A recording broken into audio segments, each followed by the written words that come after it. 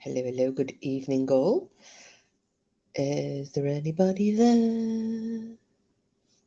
Although I am 1 minute early, so I shall talk to myself for a couple of minutes. I don't know what the crack is at the moment because people aren't getting notifications, and I am not getting the notifications that people have left comments against my videos or live streams or community posts.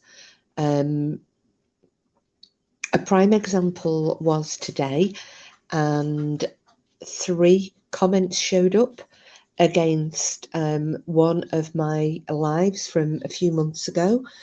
You remember when we covered the beast of LBL in America? So I obviously felt really rude then, because these 3 different people had commented, and and they'd left some nice comments as well. So I had to go back and hi Bright, Happy New Year. Have you been first footing? Have you took that coal round to the neighbours? We've not done it here because I don't think people. I think if I went and tried to first foot people in this street, they'd look at me like I was just off my nut, basically. Oh, hello. Hi, Raventor. No, I've got to say this now. Raventor. Brian, this is a new channel that I've, I'm into Germanic paganism and a bit of a heathen.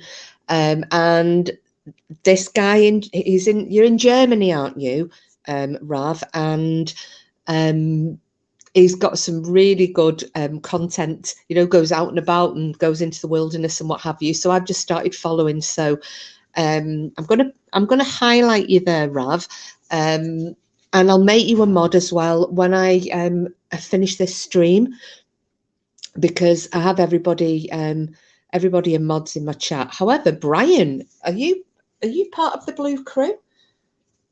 I'm not sure. I need to check this.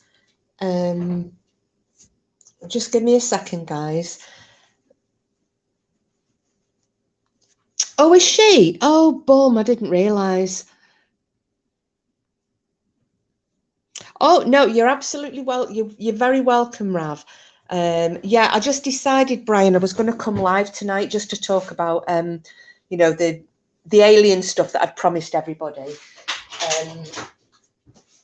And also, I'd totally forgotten that I had a story, a personal story from somebody one of my friends from Twitter, actually, and it is a first-hand Bigfoot encounter from the late 1970s that he had. Let me just check. Oh my goodness, no! She was going to hospital, wasn't she? Oh no, that's awful. That's awful. Well, obviously, if you're in and out of BAMS, can you just because obviously I didn't realise, I've not got a notification, I didn't realise that she was live, but if you're bobbing between the 2 streams, Brian, could you just say, I'm really sorry I didn't realise she was going live, but the other, that I'm sorry that Sheila's mum has been burgled. Oh, sorry, I'm just right, Rav, I'm just going to make you a mod. There we go. You should now be blue. So if you come in again, because I have everybody on equal footings in my channel, so you're all blue and you're all welcome. Oh, Brian, that's terrible. They scattered her. Oh, do you know, aren't people awful? Just awful. It's people like that that deserve to be abducted by aliens. And this is why I'm glad I'm a pagan, because it's none of this forgive. We just blood eagle them.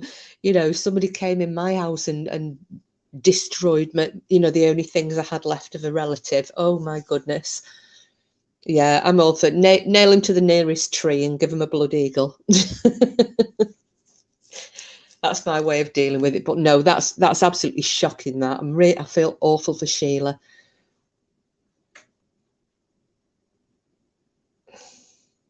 You're all blue but green.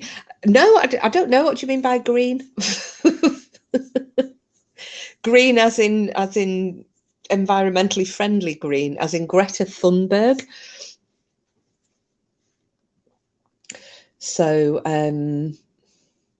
yeah, so if anybody's listening who has commented on any of the uploads we've done in the past, because I know usually people tend to watch mine on catch up rather than we don't tend to have a lot of people. Right, I'm with you, Brian. We don't tend to have a lot of people in at one go, which is fine.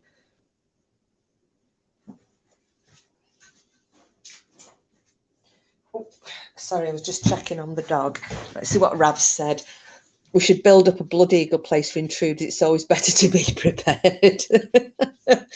I know, well, you know, it's all of this when people say, no, forgive and turn the other cheek. And I'm like, nah, what would my ancestors do? You're very welcome, everybody who comes in. And obviously my pagan brothers and sisters, absolutely. Hi, Frida. Happy New Year. Happy New Year. We have a new friend, Frida. If you look up, Rav is new. Rav's in Germany, and I subscribe to his channel. Actually, hang on. I'm going to put the link in, and obviously, as you all know, Rav, if you ever want to post links in here, you can do. That's why you're all mods. You can do what you like. Obviously, not porn. We don't we don't have things like that going on, but you know, if you want to do a bit of channel promotion, you're very welcome to do that. So I am just going to promote your channel. Let me just stick the link in here.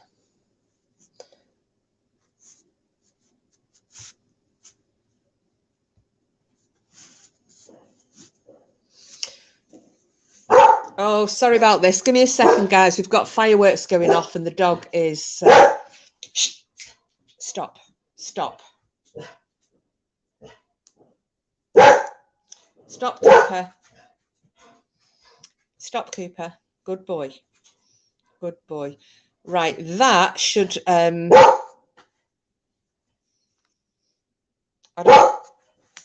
Stop. I don't know if that link has come up. Oh, flipping heck. Right, for some reason, I'm trying to put Rav's link up. Frida, is there any chance, or Brian, could you put Rav's link in the chat for us, please? It's a small place for the tribe. My cats are scared too because of the fireworks. People bought a lot this. Yes, well, I live in a town. I've not lived here that long. I've come from the countryside, which was bad enough on New Year, but I'm living in a town now, and the fireworks, obviously we had a lot last night, you know, for the New Year, for midnight, but there's loads going off now, absolutely loads. And I must apologise, Rav, I don't speak German. If my other half is probably listening in, he does, because he lived in Germany for a long time, so he would probably be able to throw some words to you.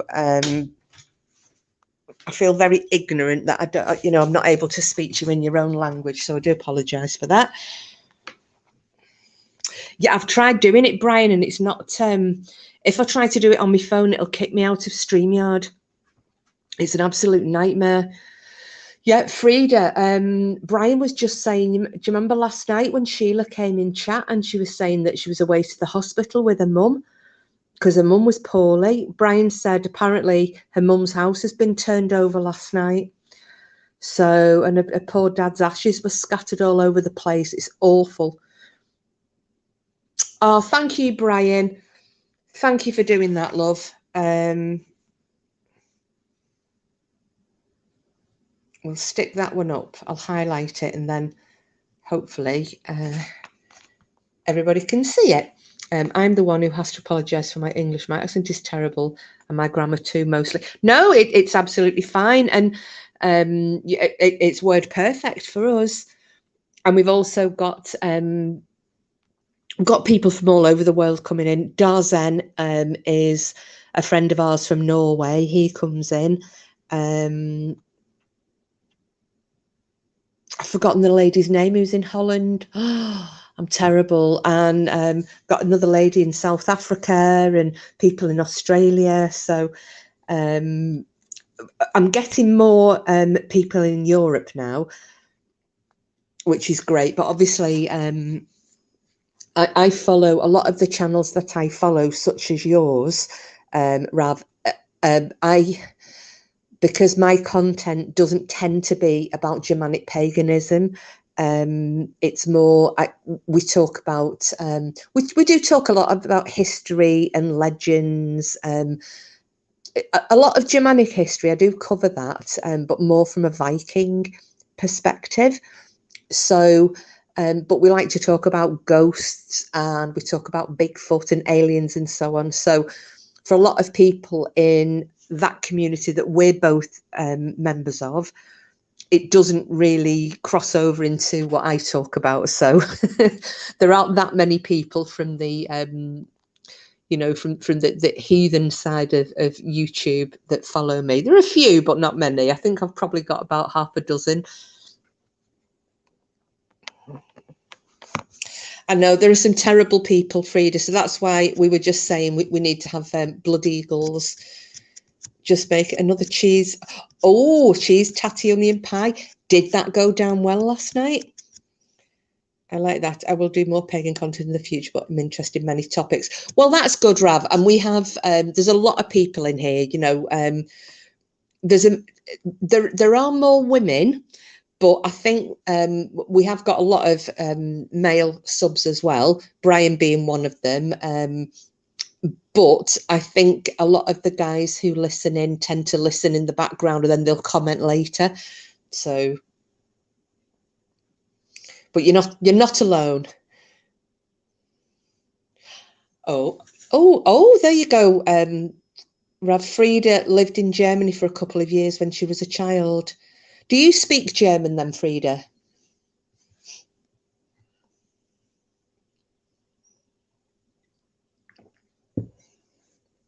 Well, that's why he knows I've gone live, but he's probably just not logged in. That's why, because Porky was stationed out there for years. So, yeah, Brian just comments whenever. Yeah, we watched Pearl Harbor last night, and then we had we ate sausages, and then we didn't end up playing sausage roulette, but we ate some sausages, and then we had hot pot and champagne and Baileys, and then we went to bed. So it was a bit not boring. It was quiet. You're from North Rhine-Westphalia. Oh, near the Netherlands. I love the Netherlands. I know Bailey's is the way forward, Brian. It's the nectar of the gods. Although I do like me mead. Well, I'm hoping that Green Eyes will come in because I've got a good story for her tonight. But I think while we're waiting for Green Eyes, I'm going to tell you about the story that I got from a friend of mine on Twitter. Now, did you make it yourself, Rav, or did you buy it? Because there is a company over here in the UK. They do mail out to other countries, but it's called the Lancashire Mead Company, and all their meads are named after the Norse gods. My favourite is Skadi. Oh, that is beautiful. But they do a Lockie's mead. There's Udin. The Slepny is not that bad, but my favourite is the Skadi. But yeah, if you look on their website, if you like mead, it's not. It's expensive, but it's very, very nice.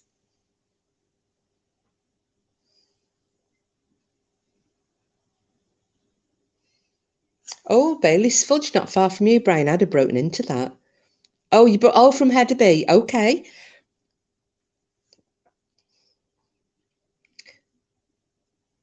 You did go to the shop for your mum, and you knew how to ask for potatoes in German.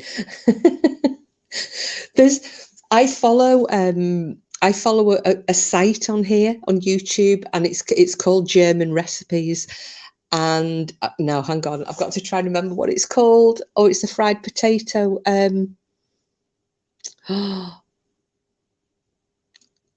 Gosh, I can't think what the flipping name is. It's something cut up. Oh, flip. Bratkartoffeln, is that right? The fried potatoes with the fried egg on top and the bacon and the onion. I love that. Because we used to go to Germany every year on the motorbikes, and we'd go for a holiday, and that was my favourite little snack. I loved it.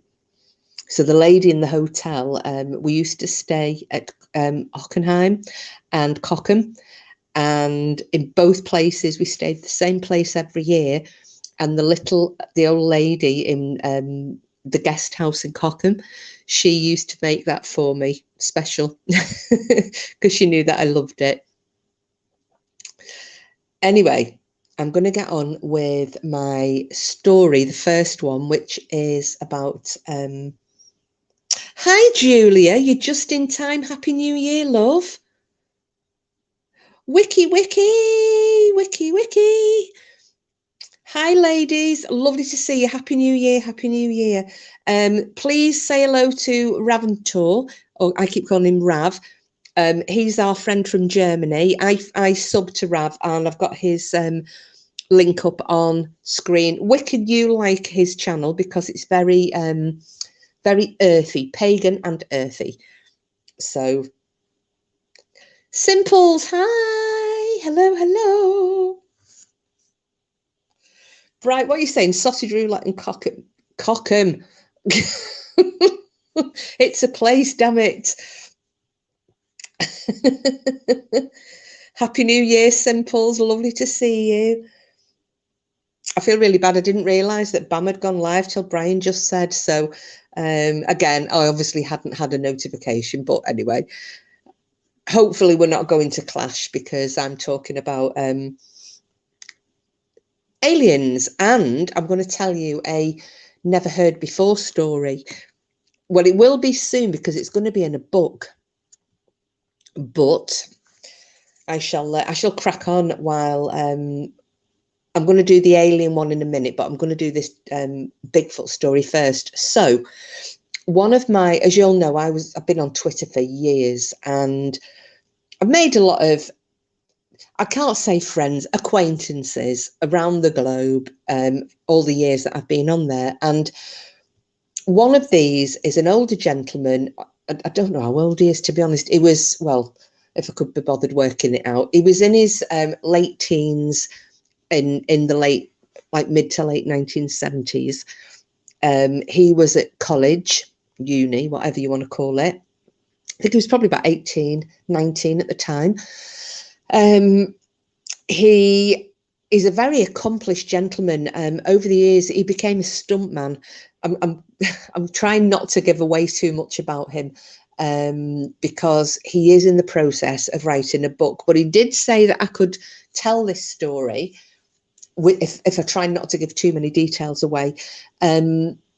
He, during his summer breaks from college, from university, he would be a tour guide and he's from Canada, and the tours consisted of, they'd go kayaking, so they would either canoe or kayak along the lakes and what have you,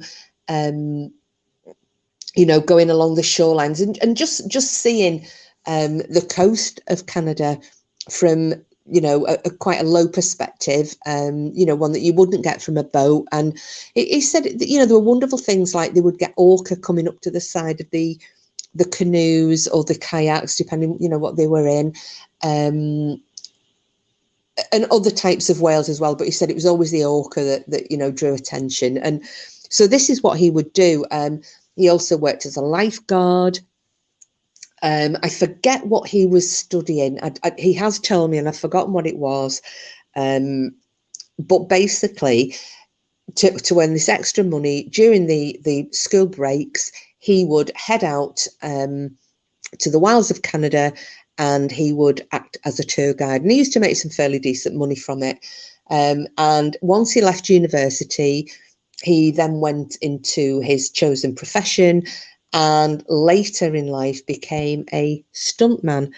And he's been a stuntman in some pretty big movies. And what he's doing now, and he's worked with a lot of stars. It's a bit like Wiccan, we were talking the other night, taking it for granted. But her dad has worked with like one of, well, I think Christopher Walken is probably one of the, he's a Hollywood great, isn't he? So it's things like that. He's worked with some big names like that. And so he's writing about his cult seivers, yeah. But he's writing about his experiences working in film and just basically his very interesting life. And over the years, he has had some experiences, different kinds. He was telling me about seeing strange lights one night. They were camping out. They were wild camping. And he said they had basically set up a perimeter because the area they were staying in, although it wasn't overrun by grizzly bear, it wasn't unknown for them, and there had been attacks. So they had set up a bear-proof, well, nothing's really bear-proof, is it? But you know what I mean. As best as they could with bear deterrents, they'd set up a bit of a fence around them, a bit like researchers do in the Arctic, to keep the polar bear away. So they'd set up a perimeter like that in the woods, and they'd settle down for the night. And he said early hours of the morning, he kind of woke up. He didn't recall hearing anything. He can't say that something disturbed him, but he was woken up, and he didn't need the bathroom or anything like that. He just was wide awake. So he presumed that in his sleep he'd heard something. And we lay there for a while, and other than the sounds of nocturnal animals, maybe the little hearing little creatures crawling through the leaves or running past the tent, and occasionally the sound of bigger footsteps, which, he was used to things like this, and he'd say, oh, that was probably a fox, or that was possibly a deer. But other than that, there wasn't anything that would have made him feel insecure or scared. So he decided, sack this off. I'll get up and make myself a warm drink, because even though it was in the summer, the nights up there, they were still pretty chilly. So he got up. The fire, there were embers going, but it was, still decent enough for him to throw some more wood on and get the fire going again so that he could boil some water. And while he's sitting on, he had some logs pulled up around the fire. And while he's sitting on one of these logs, he said he just became aware out of the corner of his right eye, and he's looking at the fire. So initially he thought they were little embers, when wood is burning and the little embers are like snap and crackle and then they float up into the air. He initially thought it was that. He just saw these lights off to the side of him, but he just presumed, and because he was still in a bit of a sleepy state, he thought that they were possibly embers. And then he realised actually they weren't, because they were changing colour. And he said they were kind of a very brilliant white, but not, he said the way he was describing it to me, because would freak me out sleeping out in the wild, every little noise would be. You see, I don't mind camping, Frida. Maybe not so much now that we've been doing all the dogmen stories, but I mean, we grew up getting dragged out, camping and rough sleeping and all sorts of things. My dad was one for being out in the wilds all the time. So he said that this light, you imagine a brilliant white colour, but dimmed, because he said it was brilliant white, but yet it wasn't blinding him. So it was like it was being seen. Maybe imagine a brilliant white spotlight, but being seen through like voile curtains. That's the best way I think I could describe what he was telling me. So as though it was filtered slightly. And he said this brilliant white, it then changed, and it was like a gradual change. So you were looking at it, you couldn't say exactly when it changed colour, but it happened.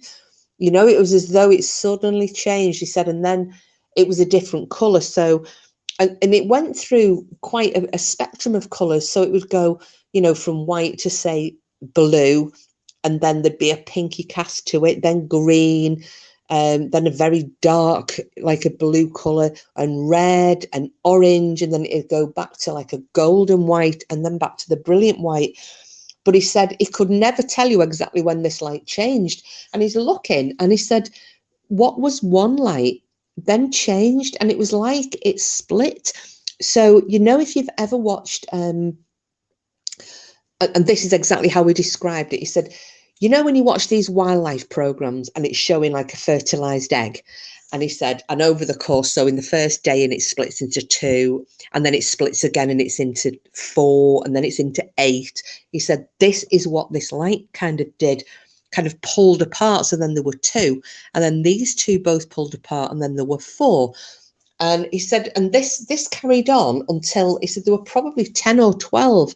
And they were in a triangular shape. He said, imagine it was like drones, but all together in a triangular shape, and then moved all at the same time. So as though it was one thing, even though they were all different lights, as though it was one light or one object with all different lights on, and moved across to the right as though it was going to go behind him, because that was the direction the trees went as they were in a clearing.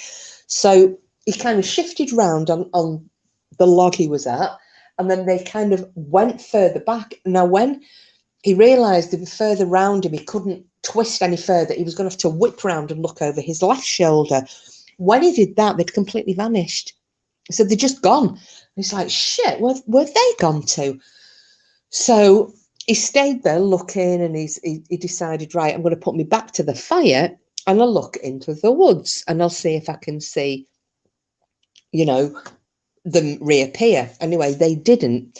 So after about half an hour of this, he turned back round. He thought, right, I'll get back on making me brew. So he the kettle, because he'd taken the kettle off the fire, put the kettle back on the fire, and then it started to boil up. And at this point, because obviously he's been shuffling round, and then there's been clanking and rustling, one of the guys that he was, I can't remember how many he said there was in the party, 3 or 4 altogether. One of these guys had heard him, so he got up, and he's wrapped up in his jumper and what have you. So he said, oh, you know, I'll have a drink with you. And he gets another cup out, and he's waiting for the kettle to boil. And then the other guy went, what the fuck? And he looked at the other guy, who is now looking across the clearing, so directly facing the guy I know, nearly said his name then, shit, directly across the clearing. And he said, there were the damn light again, the big one. And he said, and it did exactly the same thing again, separated into 2. They both separated into 2, and another 2, and another 2. And he said, and it did exactly the same thing again. There was a line of them, then they all came together into a triangular shape, and then they started going round again. And he said, if you could imagine that the woods around this clearing were like a carousel, he said that's what it was like. It was like it was going on runners all around them, but yet there were no runners. This was the forest. So it did exactly the same thing again, just vanished. And it didn't reappear that night. So, yeah, and he said, I still don't know what that was. I've got no idea what that was. He does believe that is alien craft, or he said it might not even be alien craft, you know, it could just be their way of, you know, we have drones, what's to say they don't have similar, you know, unmanned, but yeah, that's what he thinks, Frida, extraterrestrial activity. What have you, I'm just seeing what you've put there. Oh, Julie, you don't like camping. Wild. I see, I don't mind it, but I don't think I'd camp in any woods anymore, unless there were quite a few of us. Yes, plenty of people and a big dog. So that was one of the experiences he had. Another one, and this was how I got talking to him, because do you guys remember me telling you that I saw that black triangle like way back? And I hadn't told anybody about it until I started seeing these stories. And I was like, oh my God, I might have seen, I don't know what it was. It could have been an alien aircraft. I just really don't know. Hi, Sid. Oh, I love that. What's occurring? That's so. God, what's the name of Gavin and Stacey? Ow, ow. What's occurring? We're talking about at the moment a guy that I know from Twitter who is in the process of writing his memoirs, shall we say. He is a pretty well-known stuntman in the movies, and he's writing his memoirs, but he's given me permission, providing I don't give away too much, to use his story on here. So we've just told one about the lights that he saw, and that's it. Nessa, thank you, Simples. I couldn't remember a flipping name. Shona's seen those lights with her sister and pal years ago. Brian, it's very, very common. It's very common. And I'm just going to say this. I meant to leave a comment on her video. You know, Benita Barbie? Well, she'd done a video where she's just having coffee off the back porch, and she's looking out over the North Shore. I think they're on Maui. She's looking out over the North Shore, and in the distance, because it's quite misty, but there's a cluster of lights, and I'm like, is that a building? Or what the hell is that? I don't know if any of you have seen it. Because where it is, and going off her previous videos, it doesn't look like it's any form of a structure. So yeah, I'll try, if I remember, I'll tell you which video it's on. You can go and have a look yourself, because it's really weird. And I thought, oh, I wonder if it's one of those light clusters. I went camping at the back of a very haunted castle. What have you said? Once, never again. Was that at Lep? You've got, oh God, Frida, did you know? Yeah, and she's trying to get me and Porky to go with her to that as well. Flipping Lep Castle. They'll be changing it. The name. oh, Frida, it's so annoying, isn't it, that you and Sid can't converse? It's bloody awful. So oh right, so Julia's seen them. Oh, they're the ones you saw off the 65, wasn't it? The ones near Blackburn. Stayed white and moved independently. Oh, Frida, Sid saying Happy New Year, love, and hello and Happy New Year. How is Nancy doing, by the way? I hope that she's okay.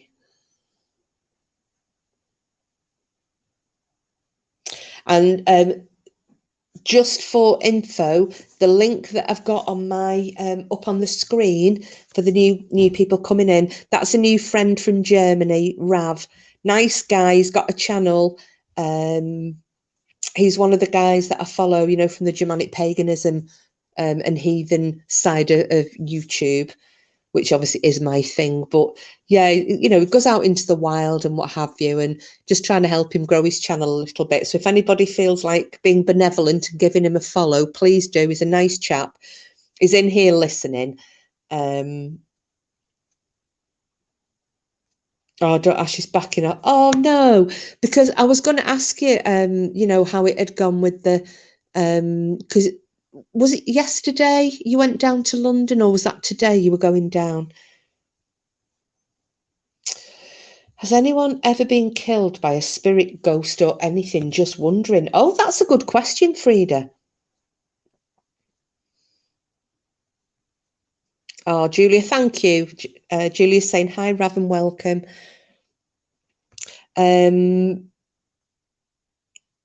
Yeah, because we can go off at a tangent for a little bit. We talk about ghosts, and then I'll go back and talk about this chap and his stories.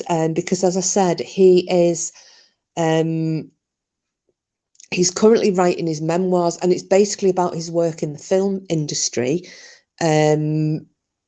Because he is well known and he's worked with a lot of bigger names. But as a little aside, because he's had such an eventful life, very, very interesting guy, he's also going to tell these stories about his experiences in Alaska, in the wilds, because he's had the experience with the lights. He's had, oh, thank you, Wiccan, for subscribing. There you go, Rav. You got a new sub off Wiccan.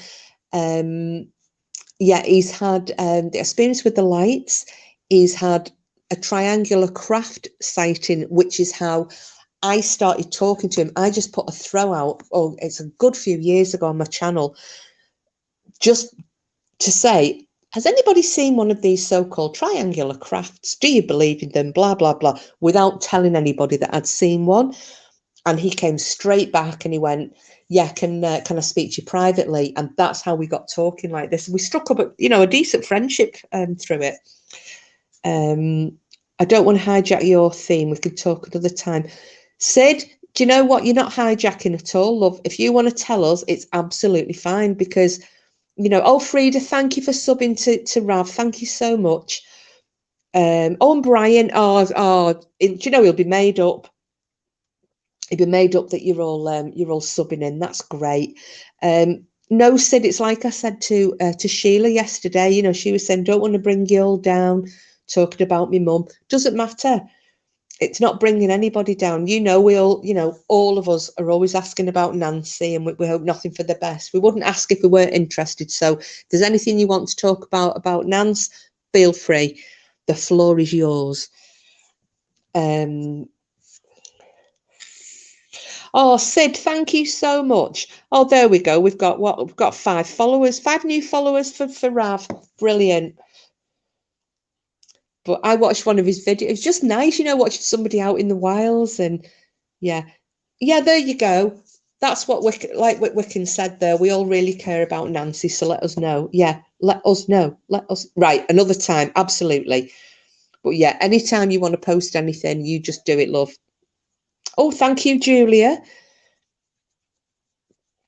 Yeah, it's just he's just starting out. He's starting small. But it's I follow a lot of people on the through Germanic paganism. I follow, well, I could give you a list. There's there's a lot of these different people. Scott Shell, I follow. He is an expert on the Saxons and Old Norse. Yes, Sid, Brian was telling me they burgled her while she was out. I'm presuming that was while she was at the hospital last night.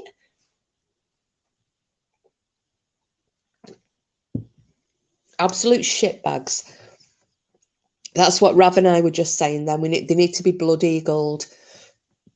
We need a special room, and we blood eagle burglars and criminals.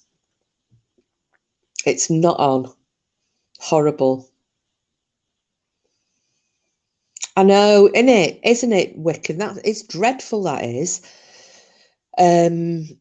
But yeah, so Rav is just starting out with his channel, but he's going out, just getting at one with nature, really. And there's another channel I watch, and the guy never talks, but he just sits out there and he'll sit whittling wood, or making a fire, or making himself a rough like a camp to rough sleep in, and I just find it quite cathartic to watch. So yeah, but I know that Rav has said he's going to be starting with some good content soon. So it's nice to start off with a base of friendly people. So I'm glad you've all subbed. Thank you so much.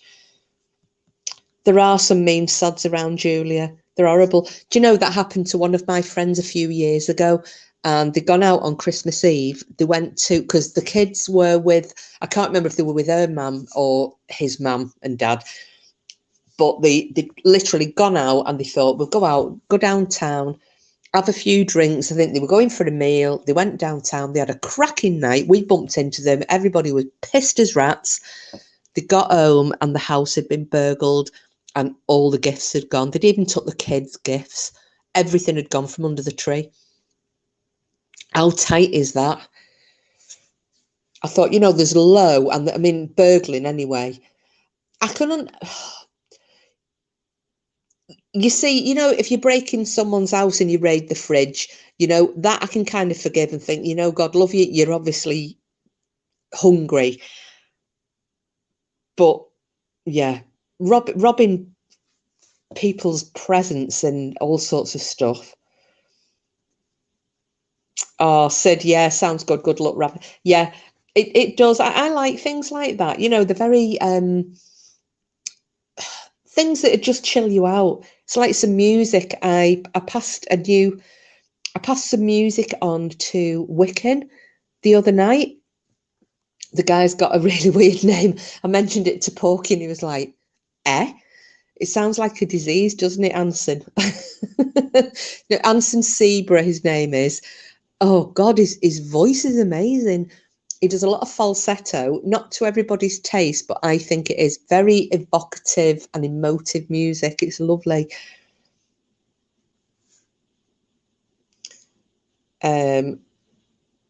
Now in Dublin, you have to have people to stay in your house if there's a funeral or something like. No way. Oh my goodness. Is it that bad? I mean, I know that we I've got to showed it you, didn't I? And Julia will be able to yeah, 4 dogs. I know you're safe, Brian. Well, Julie, you'll be able to verify this, won't you? But some areas in Burnley, it's the streets. They lit. I mean, you more or less like in the centre and what have you. But the houses, they've all got iron bars over the doors and the windows downstairs because they're constantly being burgled. And the people who live in these houses, they're not shitbags. The people with jobs and what have you, but they're just seen as soft targets. And like I said, Julie will be able to back me up on that one. It's such a shame.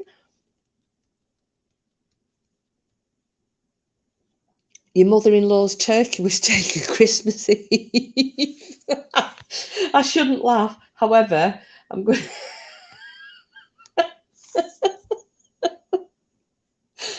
I'm going to have to put that up on the. I have to put that up on the screen. It's so random. Bloody hell.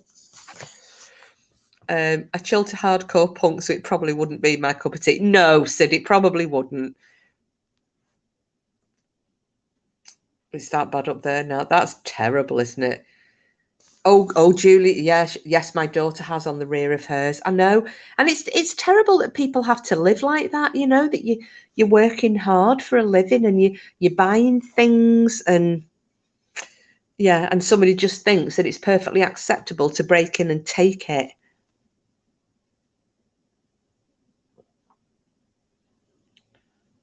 It is funny, and it's said. Simples, was it alive? They broke in and took the food. That was years ago now. Well, you see, you know what? I wouldn't begrudge somebody that. Yeah, I'd be a bit pissed off that my Christmas dinner had gone.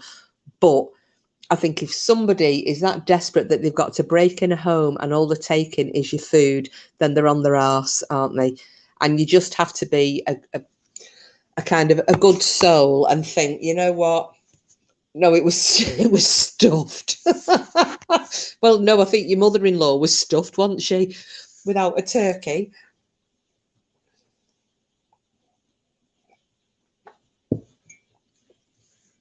Oh, Julia. Oh, frig. Julia's daughter's next door, and this is in central Burnley. Next door neighbour was killed 6 months ago, beaten to death during the night over drugs. It's terrible, isn't it? But yet, you drive a couple of minutes and you're in really nice areas, and then the next street is really shitty. cousin from Clare arrived with a goose. They know who it was that came down with food poisoning. Oh, God. Oh, dear me, Brian. Oh, well, that's what's it called for you, isn't it? That's karma.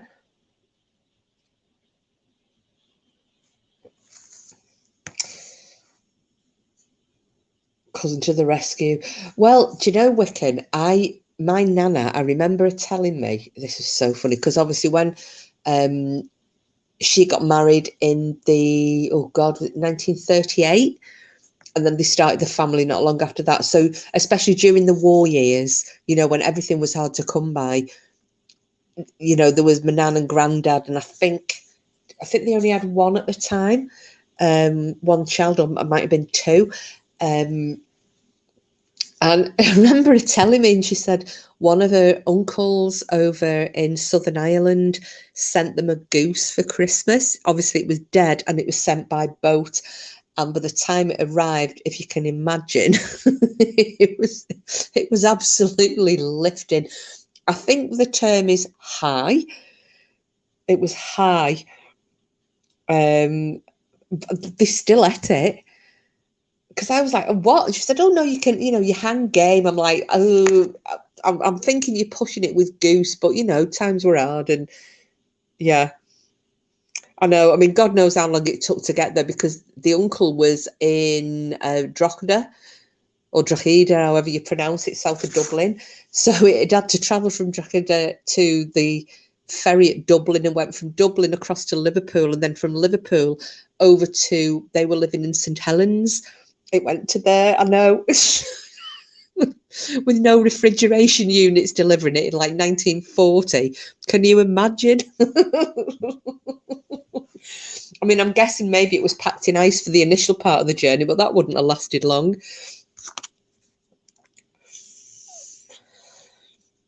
Yeah. Oh, yuck. But it's like my dad, when he's had like venison. Yeah, that's it, Brian. Beef hangs for 40 to 21 days. I was just going to say, my dad, when he's shot deer, and sorry to the vegetarians, but if he shoots it, he eats it. And he's had it in the meat safe, till it's been lifting, absolutely lifting before they eat it. A man I worked with once had a couple of pheasants hanging in his locker. Well, that's it. You hang stuff till it's, basically, I mean, it's turning, isn't it? They used to post up turkeys and other birds in Ireland. Yeah, well, it was obviously a thing, wasn't it? I would have never thought. Hate that kind of meat. Yeah, I don't like, pardon me, I don't like game, Julia. Venison, pheasant, partridge, hare. No, I like hare. That's about it.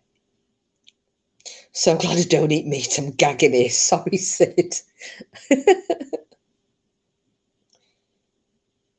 The only birds I posted were page 3 on my wall.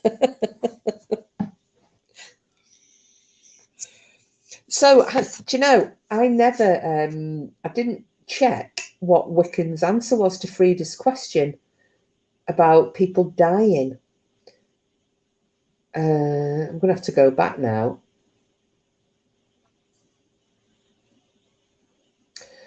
Let me just check. I'm sure I didn't miss it.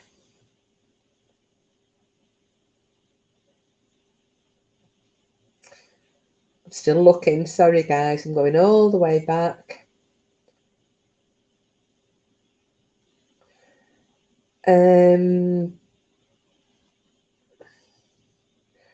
Right, I can't find it. Did you answer that one, Wiccan?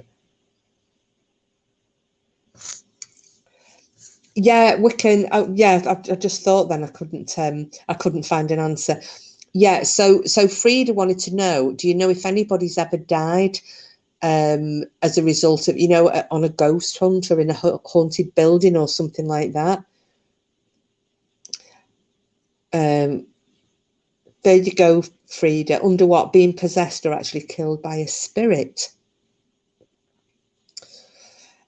You see, I think the possession thing's been answered, hasn't it? Because we already know. I mean, look at that Annalise, Michelle, and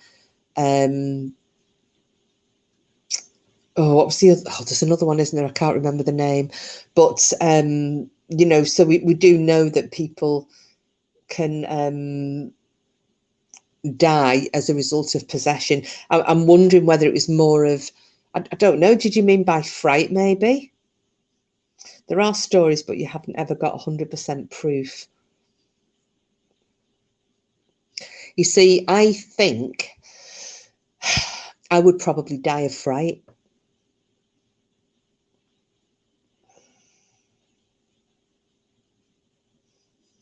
There can be damage, though. Oh, yes, Juliet. Yeah, I fully agree with that.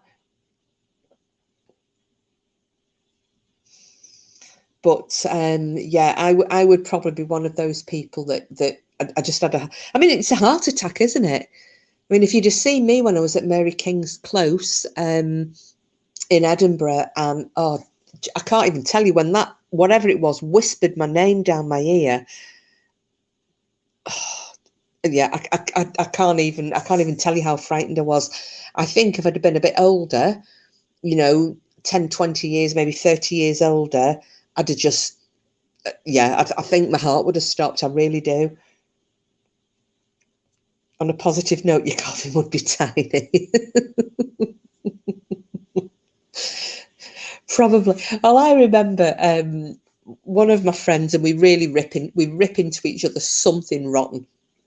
Um, we never give praise, you know. It's just one of those things. And most of my friends, when I was growing up, just because of where we lived, they were mostly lads. So I think that's why I've got a very kind of male sense of humour, and I'm a bit more near the knuckle, not as ladylike as I should be on occasion. And I just I just remember one of my friends from my childhood.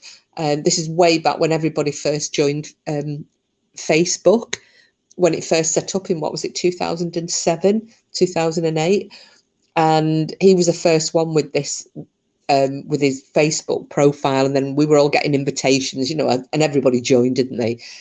And he was doing, because he was a really good artist, and he was doing drawings for people. So my friend Jen from school, he'd done a drawing of her, and it was because she had quite prominent teeth, but there was nothing wrong with them. It's just she was kind of toothy when she smiled. So he'd done like a caricature of her, and you knew straight away who it was because of the smile. And then Linda, he'd done, and she was one of these, always had really big hair. So again, and then because I tried to put the spoiled brat thing on, then I'm going, well, where's my caricature? I haven't got a caricature. The cheeky bugger.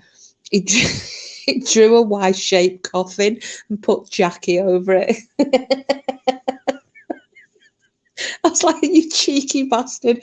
That's about as far from the truth as you could ever get. He went, I know, but it was funny and it really annoyed you. All right, I'll go back to the chat. Oh, yeah, so Frida was saying, not possessed, but killed by a ghost or a spirit. Just asked that question because if they can't kill you, then don't be afraid. No good, though, if you have a heart problem or high blood pressure. Yeah, like I've just said, I'd probably have a bloody heart attack. Hi, Leah. Happy New Year. How are you? We climbed the stairs from Grassmarket to Castle Esplanade. Shona got to the top and something tried to push her back down. Get off. Tried to push her down the stairs. Oh, your cat stood in poo and now it's on your arm. Oh, nasty Wiccan moon. Blech. Do have a very laddish sense of you. Well, this is it, though, Sid. We had, you know, I had to grow up. My dad, both my brothers, they have got, well, they're squaddies, so enough said. Most of my friends growing up, I had a couple of school friends that were girls, but where I lived, my sister and I, we were the only girls. It was all lads. So I was like climbing trees and playing the, swinging, swinging on ropes and dropping into the local lake with all the lads, while the girls from my school were playing with dolls and things. Then obviously I had the ponies, so I was riding. But yeah, that's why I'm not a girly girl. I can be. I can polish up all right, but I'm not a girly girl. Oh, Shona can see things. Well, don't know if that's lucky or unlucky. Well, Wickham would probably say it's lucky, maybe. Not that I know. People can see things that aren't there. In the last castle I was in, something pushed me down the stairs, but I was lucky. I only fell 3 or 4 steps. It takes a lot of energy. Ooh. Well, I don't know if you were here, Brian. I'll tell you again very quickly. When I was at Mary King's Close, we went on one of the ghost tours. And we were in one of these, like a chamber, really, what would have been. I can't remember what it had been, whether it was a house or a shop. Anyway, we're all crowded into this, and there were a couple that was really pissing me off. They just wouldn't shut up. I was trying to listen to what the guide had to say. So she's over against one wall, and the whole group were kind of in an arc around her, like a semicircle. So I decided, because I could hear her, because the acoustics in this room were really good, because it's like a cave more than anything. I decided to step back. So me and my friend Diane, the lady I was telling you about yesterday, that I sent the text to. So she's standing on my right-hand side. And I said, oh, can we hang back here a bit? I don't want to stand near them knobheads because I can't hear what's getting said. So she went, yeah. And this is pitch black. The lady who was doing the tour was holding like a lantern to give it that atmosphere. Unbeknownst to me, because I'm riveted to this story that she's telling about this entity that doesn't like women. And she said, it's shoved pregnant women and it's whispered down people's ears, or it's pulled hair. It's not a nice, and it's a male spirit. And I didn't realize Diane has walked round the back of me and to the left and gone over and gone a bit closer to the group of people. So I didn't know this. I thought she's still standing on my right. And all of a sudden, just down my right ear, I just got Jackie, just like that. And I flipped round thinking it was Di, and there's nobody there. And I looked to my left and there's nobody there. And then I spotted her and I'm going, the fuck? I'm trying to mean more to her. And she's going like, what? I'm going, fucking come here. And she came back over and I'm like, how long have you been standing there? She went, ages. And I told her what had happened. And this is just as they're now talking about this damn spirit that will whisper down women's ears. It likes to frighten women. It'll dig them in the back. It'll push them downstairs. And at that point, I went, I need to get out of here. I shat myself. I need to get out because it's just whispered down my ear. She didn't believe me, but then she realised how scared I was. And we got out of there and we went the nearest pub. I can't even remember the name of it. I was in that much of a state. I got a double whiskey, no mixer, straight down my throat. I was like, I need another one. And she's like, you're going to be sick. No, I need another one. So I had a second double. And then I was thinking, oh, I don't feel too bad now. And I did feel okay. And then the shake started again. So we had another. So I basically had 6 shots in the space of 10 minutes, if that. I wish you'd have seen me trying to walk around town.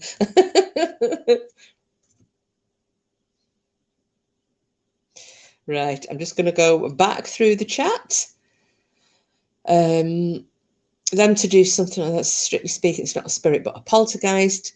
Go on the ghost bus tour on the Black Decker. It's brilliant. Oh, what, round Edinburgh, Brian?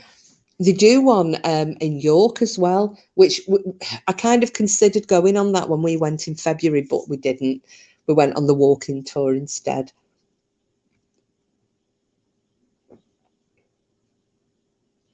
You still took it, chuckling over Wickham's mum's turkey. Yeah, so it's a poltergeist that can have physical contact. got that over earphones one night. What your name, like it did to me, Wiccan.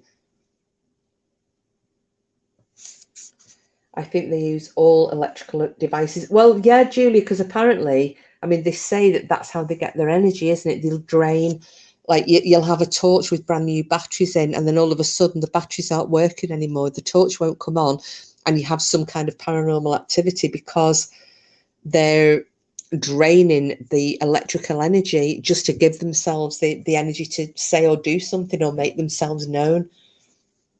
Yeah, that was. Do you know what? When I initially thought that it was Di, I wasn't frightened until I realised it wasn't her. And then, oh God, yeah, it was just that Jackie. Then I realised it's really hard. You'll probably know what I mean. I wasn't frightened when I thought it was Diane. I looked, she wasn't there. I looked round, saw she was over. And then when I was replaying it, and this is why I ended up throwing these drinks down my neck in the pub, because the more I thought about it, I don't think I was blowing it out of proportion, but I started thinking, actually, that was a really malevolent way of saying it. It sounded evil. It was like, you know, Jackie, that type of thing. So yeah. That's why you go with a shitload of batteries. Yeah. No, they're I am too soft. I do get frightened really easily though. When that happened to me, Brian, it's either God, I can't think now. It was either 16 or 17. I think it was 2017. I'd have to go and look back now because I was always going up to see her up to 2019, and then it stopped. So because we've done the Nidri Street vaults as well, and I have actually gone back to Mary King's Close with her, and nothing happened the second time we went. But yeah, I'm sure it was 2017.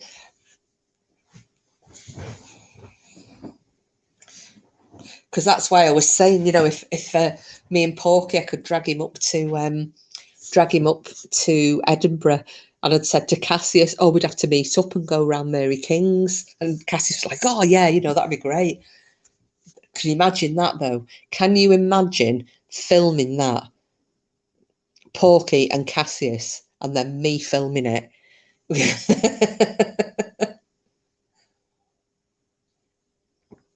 At least there would be no typos.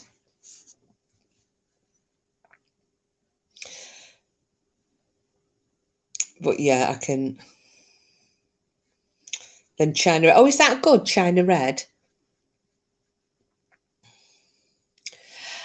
But Julia, could we not sneak? Could we not sneak a?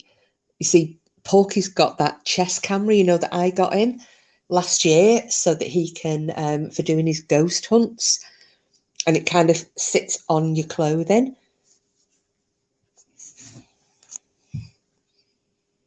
I suppose though, if you asked, or you could get permission, because you know you've got the ghost hunters that do it, and they film, don't they? Do you know I've seen those, Brian? Those glasses.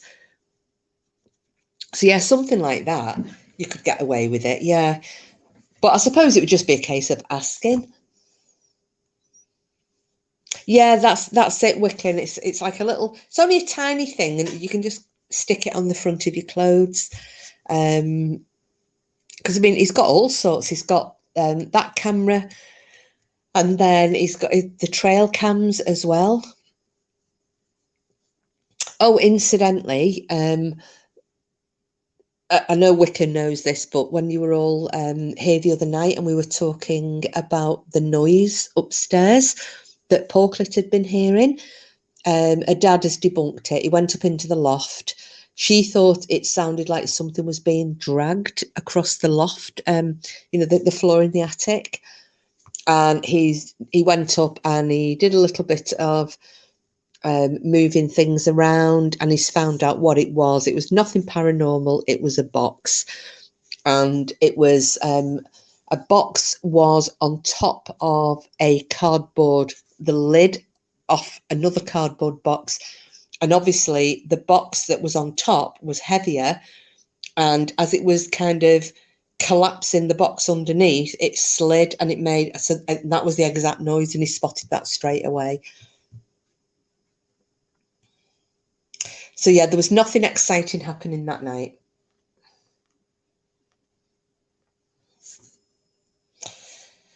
So, right, well, I'm going to carry on with this story from my friend in Canada. Well, actually, he doesn't live in Canada anymore, but he was at the time. So, I'll tell you the Bigfoot encounter, because the triangular craft shape thing was very similar to what I saw. There wasn't any great detail to this. He just said he did see one. It was over, it's one of the Great Lakes, and he said this was at kind of dusk dawn type light. He was unsure what it was, and it didn't come over the top of him like the one that I saw. It didn't come over the top of him. It wasn't that close, but it was close enough for him to be able to identify that it was triangular. It was massive, but whereas the one I saw had no lights on it, it was just pitch black. His did have lights. It had lights underneath that were kind of rotating. So that was as far as we went. And he said, I don't know what it was. Still don't know to this day. There'd been no other sightings reported of it, which is the same as mine. No one else had reported it, for that area. But, so that made me feel better when he explained it, apart from the fact that his had lights on, mine didn't. They sounded like they were a similar size. They sounded like they were traveling at a similar height and speed. But as I said, the difference was there were lights on his.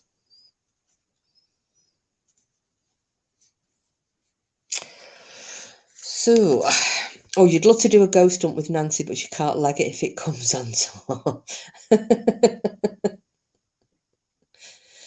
That's my first rule. No matter what happens, no running in the dark. Oh, you see, Wiccan, that's where I don't know if I'd be able to comply, because I'd probably go running straight into a wall or something.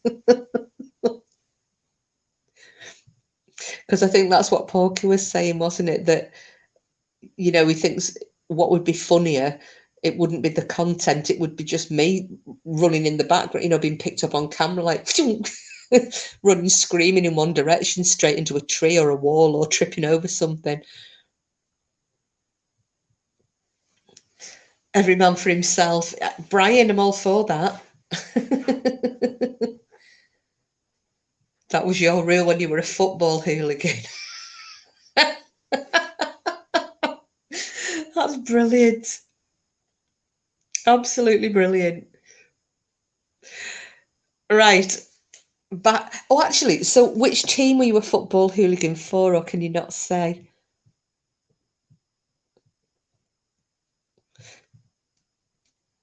Bloody hooligans, flipping heck. The thing is, they're not hooligans anymore, are they? Oh, we City. Oh, yeah, of course. I forgot about that. Yeah, because I was telling you about Nikki, wasn't I? In Nikki. Oh, hi, Rav. Welcome back. Well, if you have a look, you should have quite a few new subs now. I think 5 or 6 of my guys have been over and they've subbed to you. So you should have a few more numbers, but welcome back. We've talked about an alien encounter, and we're just about to talk about a Bigfoot story.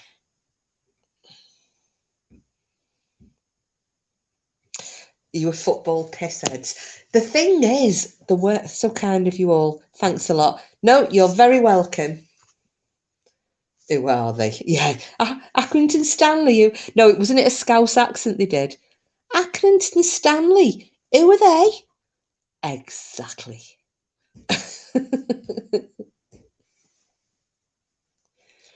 Yeah, but didn't the worst football hooligans, because Ajax used to be bad, didn't they? The Dutch team, they were well known for their hooligans. Yeah, who were they? That was the milk advert, wasn't it?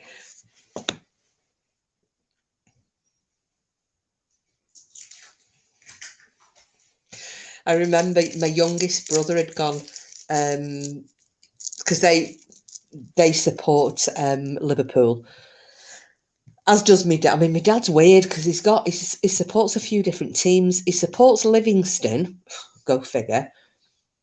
He supports Celtic, and he supports Liverpool. And he can't say anything supporting Celtic about my two brothers being going having scraps watching Liverpool, but God, he knocked their heads together. He went absolutely mental at him. And I thought, behave yourself. You're supporting Celtic. You've probably been beating the shit out of some Blues at some point, somewhere. But yeah, I don't know why he ended up supporting Livingston. I think he was saying it was just an obscure little team, and he thought, yeah, I'll give them a bit of support. Crazy man. Right, sorry, I'm digressing again. So I will tell you his Bigfoot story. So if we go back, as you may recall, I was telling you that during his, he did feel sorry for him, Brian. I think he just wanted to pick a team that, you know, be something like somewhere like Arbroath, or but it was Livingston got my dad's vote. Yeah, so during the summer, or whenever the school breaks, he would head out to act as a tour guide, and it was only, he was only like 19, something like that, in the mid to late 70s, and he would go and act as a tour guide. Either they'd kayak or canoe along the coast so that the visitors could get to see the orca, and they could see the coastline, and just a different view of Canada. Or they would then, yeah, Tony Macaroni Stadium. But then they would go and, they'd wild camp occasionally. And sometimes they would do this, they'd paddle up part of the coast or around one of the islands and see a spot from the kayaks, and then paddle into shore and set up a camp there on one of the pebble beaches. This was what they intended to do on this particular day. So they were off Vancouver, I think it's called, is it Vancouver Island, I think, because he's given me the name of two islands, and I think it was that one for this story. So anyway, they're paddling round this island, and they see a spot, and they decide, yeah, we'll go in there, and we'll it looks like a nice sheltered beach. We can get near the water, do a bit of fishing, because this is, again, these guys fancied it. It was, as far as he was aware, this particular stretch was pretty okay for being grizzly free, and it would be easier to, to protect their camping area from grizzlies, because it was surrounded. I think it was like rocks and a little bit of a rocky outcrop to two sides, and then there was wood. So there was literally only one side that they had to secure. And he was saying that was easy enough. They could just light fires all along there, and it was easy enough. So they then decided to paddle in. Now he said, I'll say, because they were a pretty big distance away from shore. As they were paddling in, he said he kept hearing this like plop sound, you know, like a plop and a splash. Not that kind of plop and splash, if anybody's thinking. So they'd hear this plop and splash, and he was a bit unsure, you know, what the heck, you know, is that a fish breaching? You know, maybe is it a trout jumping and splatting down? Is it an orca that we haven't seen and its tail slapping the water? It was that kind of a sound. So he's looking around and he can't see anything. So they're paddling in. And he said he did see at one point, but he thought he was mistaken, a shadow. And in the trees, as they were getting closer to the bank, he thought to the left of where they intended to camp. So if you were looking at the beach that they were coming in on the right side, so it's an arc. There was an open clearing, a semicircle of a clearing.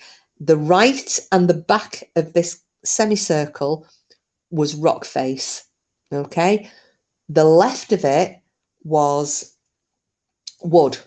And this was where they were saying it was the only side that they would have to protect from potentially grizzly bears coming in.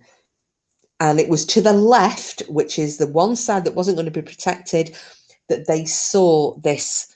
Well, he saw this shadow moving between the trees. It wasn't clear enough for him to make out what it was, but it was dark. It was darker than the foliage.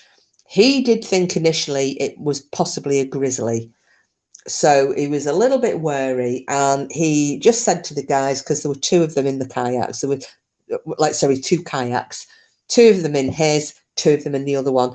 So he said to the other guy, just stay here, tread water for a little while. He said, I'm not sure. He said it could be a deer, a moose, a bear. Not sure what it is yet, but it's quite close to where we're intending to camp. So we'll just tread water here for a little while, see if anything shows itself, see if I can hear anything, you know, just stay quiet for a little bit. Anyway, nothing happened. They left it probably about 20 minutes. Nothing, no sign, no sight, no nothing. So they decided to start paddling into shore. He said, no, at this point it wasn't quite dusk, but it was getting there. So they didn't have that much longer to, you know, set up camp. They definitely didn't have enough time to get back to the mainland, and obviously for safety reasons they would not be kayaking in the dark. So they had to camp on the island. They had no choice. The paddling in, and he said all of a sudden to the left, which is back in the trees again, not in the clearing, it was probably about 200 yards left of where they intended to camp. He said, I saw this damn figure, and it was standing thigh deep in the water, just staring at them. I said, it wasn't doing anything. The people that he was with hadn't seen it. The guy who was behind him paddling in that kayak, he was just carrying on. He hadn't seen it. The other guys, they were on his right-hand side, and they were just they were more at an angled away from him, going towards, because there's a bit of a current as well. They weren't facing it like he was.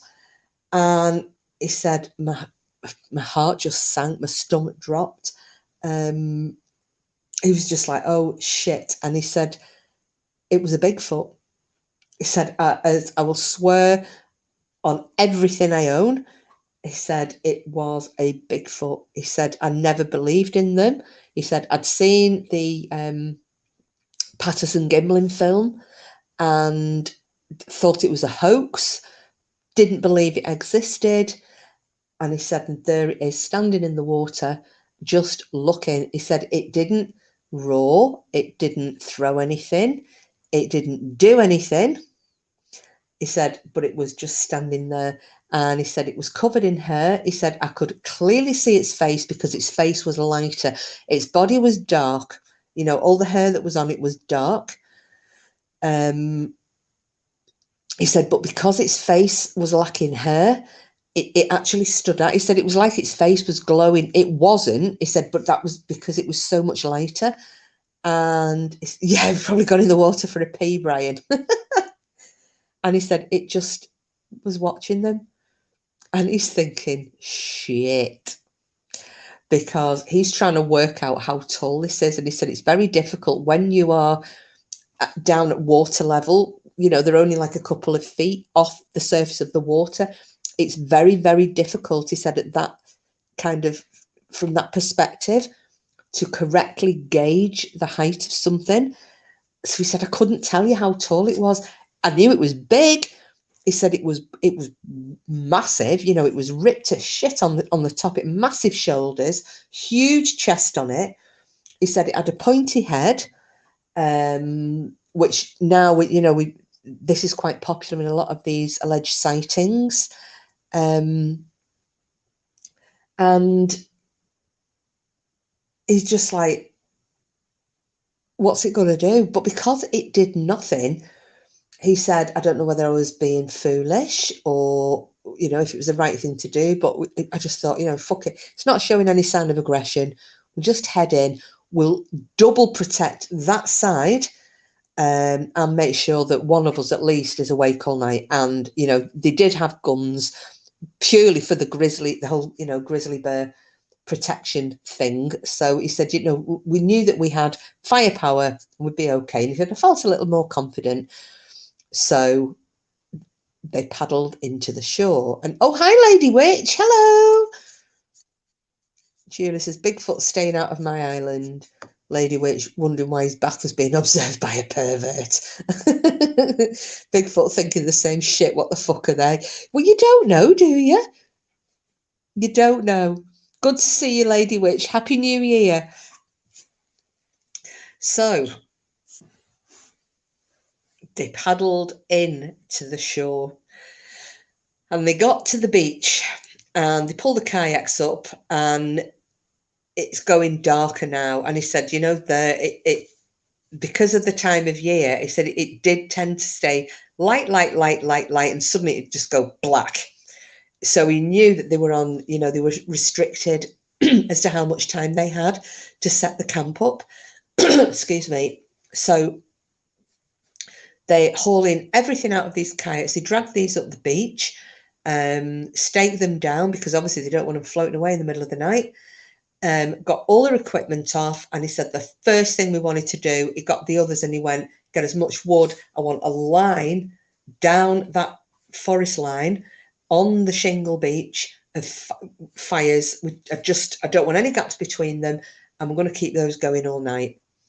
So, you know, he said that there was quite enough brush and fallen, you know, tree debris and leaf matter and what have you to get the fires going. But he realised they were going to need to chop a few branches down because it was not going to keep, you know, those fires were not going to keep going all night with what they had for the number of fires that they needed. So he decided with one of the other guys, because he said, you just watch my back. He's got the little hand axe. We'll chop a few of these branches down and get them back. What had initially started out as a really good, you know, a fun trip and was exciting. He said the dynamic changed, and he said that it went from, you know, everybody was up for it and yay, and we'll camp here and yeah, don't worry about that. But he said as night starts closing in, this primal fear started to kick in as well. So they were kind of, God, do you think it's there in the woods? And you could see this panic about, you know, we haven't got all these fires lit. We haven't got all these fires lit. We haven't got all these fires lit. And it's getting more and more panicky. And he even at this point is thinking, you know what, is this worth it? Shall we risk? I know we shouldn't do it, but shall we risk just getting in them kayaks and trying to head for the mainland? Because I don't know, one, how safe we're going to be, and two, these guys are never going to recommend a trip with me again because they're too scared. That's right, Sid, it did. And when he was telling me this story, I think you can tell, can't you? You know, you get a feeling from somebody if they're just hamming it up or the genuine fear. And it was that when he was saying, you know, it was like the hurry up, hurry up, hurry up. And I thought, yeah, I know exactly what you mean. It's like you think you're being followed. especially women. I don't know if you guys have ever done that, but we women, we've all done it. Something's frightened you, something's given you a bit of a scare, or you think you're being followed, or you think there's a monster lurking in the hedges, and you try to get in your front door, and the more you're rushing and trying to get your key in the lock, the more it won't go in, and the more frightened you get, and you're scaring yourself, and it's just escalating. And it sounded like that was what was happening here. That's it, Lady Witch, because they knew there were orca around there. So, and also there was the risk of being hit by a boat, because obviously they're on kayaks. So, yeah, he decided to stay. So they've got the fire sorted. They initially, because it was quite a mild night, it wasn't warm, but they had the sleeping bags. They decided not to pitch the tents. Cooper the dog, yeah. Was his name No, it's not Henderson, Brian.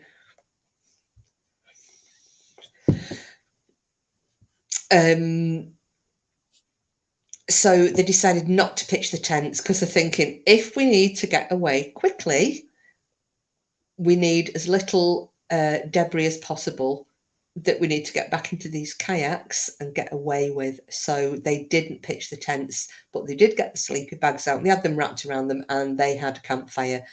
And he said after a while, you know, once darkness hit and they're having a cigarette and they're having a drink, you know, they're drinking the coffee or tea or whatever it was they were drinking, the campfire, and he said the funny thing was, he said, this was the weirdest thing. They didn't want their backs to the wood line, and he said it started out, one of the other guys was saying, do you think there are sea monsters here? Well, then that started the fear of having the back to the water. So he said the lot of them are with the backs to this rock face. It was the only place, and he said we were literally like sardines all squished up together. He said you couldn't have got cigarette paper between them, you know, the way he described it. So he said they're like this, and they did start to chill out a little bit, but he said every little noise, you know, you'd hear a crack and they're all jumping up. What's that? What's that? What's that? He said little tiny mice or what have you. Something that small. He said the sound was magnified.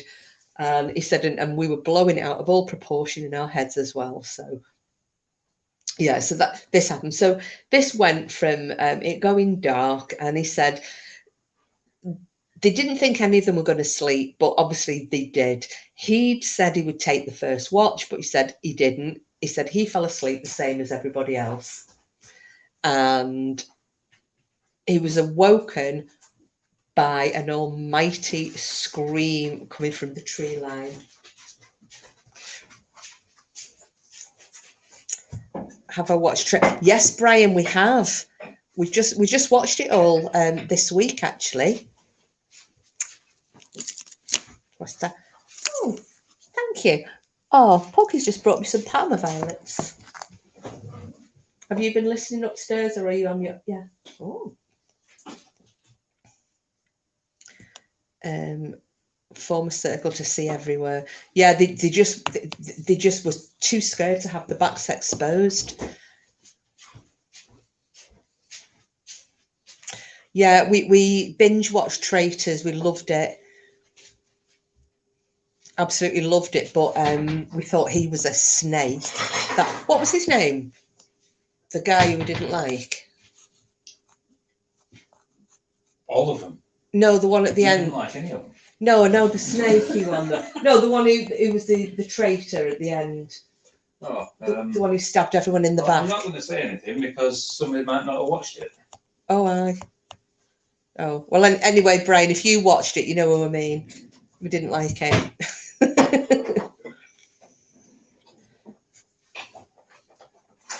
Oh, dear. So. How's the gals tonight? How's what? The gals. What, everybody gowls? Yeah. Yeah, are all you gowls okay? Wants to know. We've got Sid's in, Brian, Lady Witch, Frida, Julia, Wicked. Not green eyes. Pardon? No green eyes. No, Green Eyes isn't here yet. Oh, and we've got a new this guy here, Raventor. You pointing with the red again? Yeah. So I follow him on his channel. It's one of these. He's from Germany. That's what I said before. I said, "Oh, it's a pity you're not here because I don't speak a single word of German." Okay. But he's lost connection. So yeah. So everybody's given him a follow. Oh, hey up, Porky, and then hi, Porky. Hope you're fine. We're okay. Happy New Year, everybody. Wiccan's doing okay. He's just helping himself to a bit of cheese. Oh, cheese, good on it. I was just going to say. Which one are you trying? Smoked cheddar. Oh, lovely. I was going to say there is an open smoked cheddar in the fridge. But not this one. But not all. Oh, did you, Brian? Oh, Brian helped to set that up for the BBC. Set what up? Traitors. All right. I never know whether you're still on the same conversation or not. No, it's because there's a little bit of a delay. Oh, Wiccan says, Happy New Year, Porky. Lady Witch, Happy New Year, Porky. Oh, Lady Witch, cheese! And a thumbs up. Can't go wrong with cheese. Oh, incidentally, for those in the UK, I've just had... something to do with cheese. No, it's nothing to do with cheese at all. I don't know why. My brain's just jumped here. And this is, now you understand why I ask if you're still on the same subject. He's getting really exasperated with me. And I am sorry. Get back to what you were talking about. Yeah. So, just before I carry on with the Bigfoot story, because Sid's here and I know you like the Dogmen stuff, and Frida and everybody else, there have been, did any of you see the news yesterday about I think there were 27 pregnant ewes were killed at Sittingbourne, which is over here in the UK. I think it's Kent. It's the largest. Pardon? What? Yeah, it is the largest single attack sheep kill in the UK. And they were now it's really weird because the police have said they think it is a single canine that has done this attack, but, and I don't know if any of you are aware of this, I know some are from farming backgrounds, when a dog, and now you can talk a small dog or a large dog, when a dog kills anything of significant size, because of the way a dog kills, it's exhausted. A dog, say the size of mine, Cooper, so you're talking border collie size of dog, it would probably manage, maybe at an absolute push, I would say maybe 4 to kill sheep, bring them down and kill them. At an absolute push, I would say they would be able to kill 4. What? He wouldn't kill 4, he'd be too busy eating No, the first one. Yeah, he couldn't kill them, but I'm saying for a dog of that size. He'd be too busy eating I don't know if you heard that. He slated the dog. He said if fat bastard would be too busy eating the first sheep, he wouldn't get further than 1. But, oh, hang on, Brian wants to know, ask Porky if he wants some of my cheese tatty pie. He's made cheese tatty pie. Second one, he Is made... it as good as yours? Probably not. No, then. I can make one tomorrow if you like. Then again, we've got We've loads still of got food. the world's supply of food We have. to eat. Brian, I'll give you my recipe for cheese tatty pie. Thank you, Brian, but if it's not as good as this one, then I think my cheese tatty pie was the reason that he asked me to move in with him. He didn't realise there was I think it was another reason. Do you?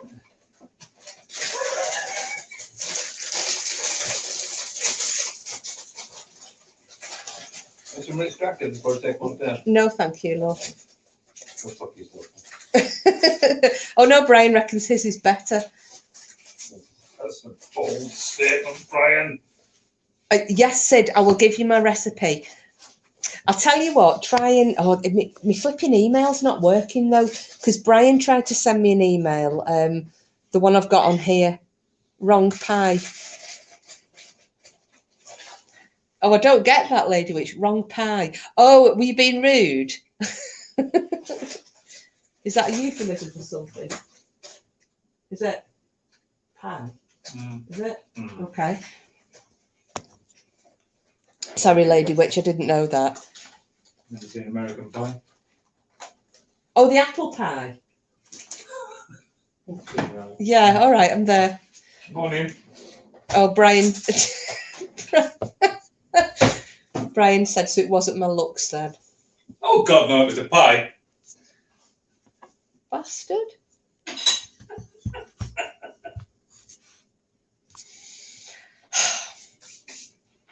Anyway, anywho, so yeah, those so we're talking about those sheep.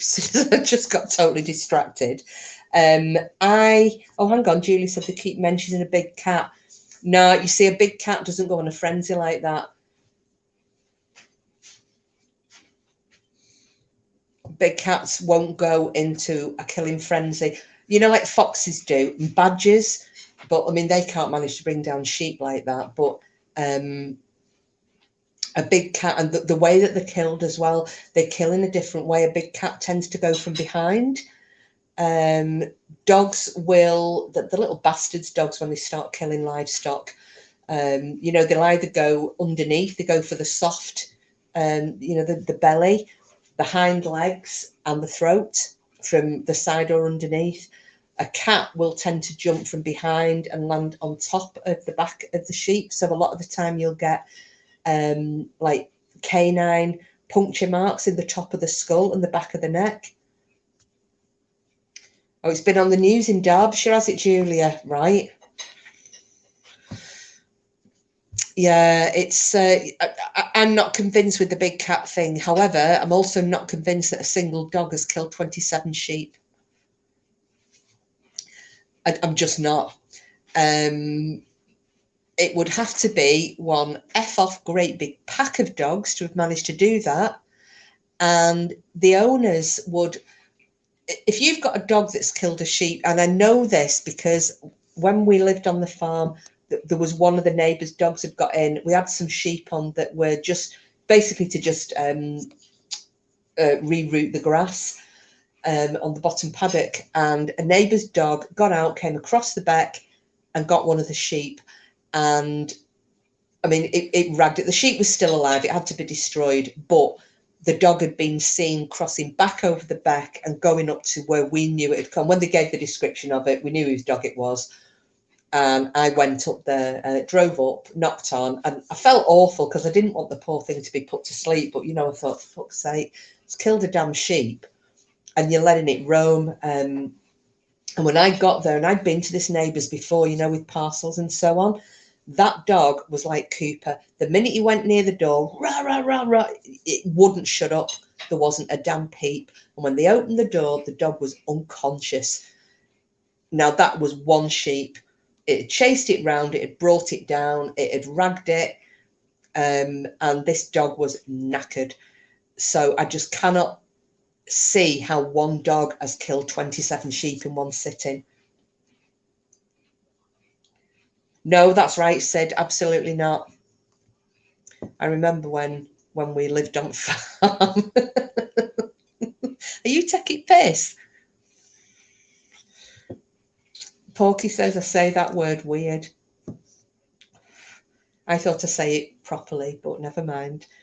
No, Sid. So I'm thinking. You see, I must admit, you know, and I started to weigh it up, and I thought, right, could it have been?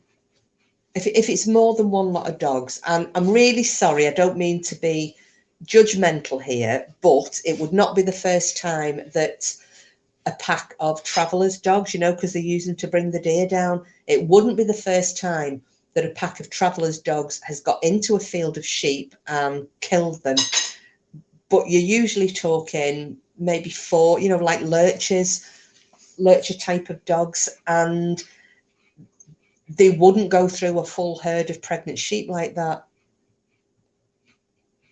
I know he's taking piss. Yes, Rav, it must be a very hungry dog. It's just not normal.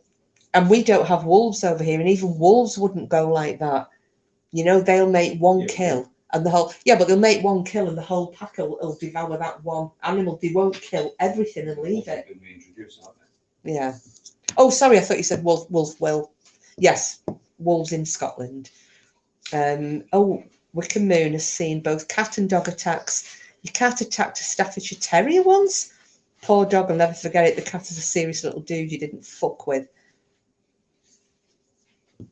Yeah, there would be evidence, Wickham, of a pack of dogs. So it's just weird how they're saying one dog, but I suppose, you know, maybe things will come to light. They will know by the teeth marks. I'm not saying it's not a canine attack. It's just I don't believe it's a single dog. If that was a single dog, it's done it over the matter of a lot of days. You know, at least 5 days. Well, it's not occurred over 5 days. They said that there were reports locally of dogs barking on, I think they said it was 4 or 5 p.m. on Christmas Day, that they could hear a barking dog. Now, whether that had something to do with the attack or it was just coincidental, I don't know. Yeah, it is a very, very unusual attack, put it that way. Yes, Wiccan, it is. I would say it possibly is a canine attack, Brian, because when it's a cat, the other thing as well is there tends to be round the muzzle and the ears, there isn't any fur left because the cats lick it off. It's very weird how they do it, and they've shown, you know, when they put carcasses in, they've done some experiments at the local zoos, you know, with lions and leopards and cheetahs and, you know, that type of cat, and they've thrown a full carcass in of, say, a sheep, and the identical missing fur or missing wool or what have you occurs on those sheep as it does on the ones that have been found in the wild. So they know that this is a, you know, this is a trait of the big cats. They've got a very rough tongue, so they'll rasp away and clear off the, you know, the face or the ears, and it's usually the ears and the snout.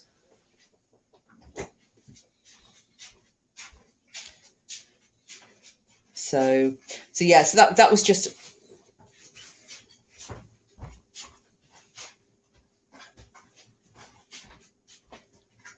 See you later. Yeah, fuck off. Was it nice, your cheese? Yeah. Good. Fuck off. What? Fuck off? I can't believe you just told me to fuck off. No, you just shouted to me. It was nice. Fuck off. He's charming, isn't he? So, I'll get back to it. Sorry about that, going off at a tangent. And Rav, I know this is your first time with us. This is what happens a lot. We start on one topic and then we go off into a different direction, and we talk about lots of different things. We'll probably be on about Vikings in about 3 minutes. So but this is what we do. It does sound, doesn't it, Sid? That was my first thought. I was like, oh, this is, yeah, dog man. I don't think it's sounding like a single dog. But, you know, I may be wrong. I stand to be corrected by anybody. You know, I'm not that arrogant that I think I know it all. But they're my thoughts.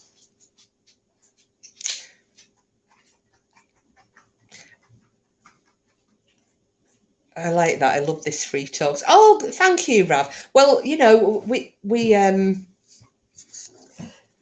always do this. I try to have a plan, and then my plan never works because we will we'll come on to talk about aliens, and we end up sharing recipes, or I will start talking about Jack the Ripper or Vikings and battles, or we'll talk about wild camping or bushcraft. Yeah, we never stick to the topic ever. Yeah, sounds like a dog man. Julia, dog man cover up. Yeah, it does, doesn't it? It does. And I'd be really interested to see if it's picked up by the people who, do you remember I did that interview a while ago? I'd be really interested to see if they pick up on this.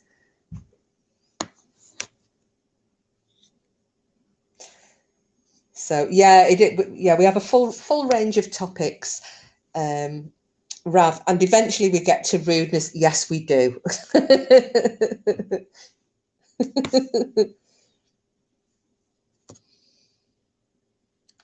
Every time I try to talk with Plan, it becomes an epic fail.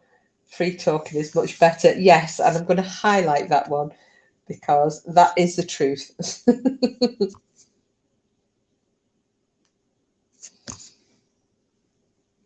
Maybe it was the same guy that took Wickens turkey. Said, or poo. Oh, no, oh, flipping heck. I tried to get your, oh, now I've done it. Talking absolute rubbish. Right, would you please excuse me for 1 second? I need a very quick bathroom break. So if you chat amongst yourselves in chat, and you might hear a bit of background noise. I'm going to throw the kettle on as well while I'm just nipping upstairs. So please give me a couple of minutes and I will be straight back.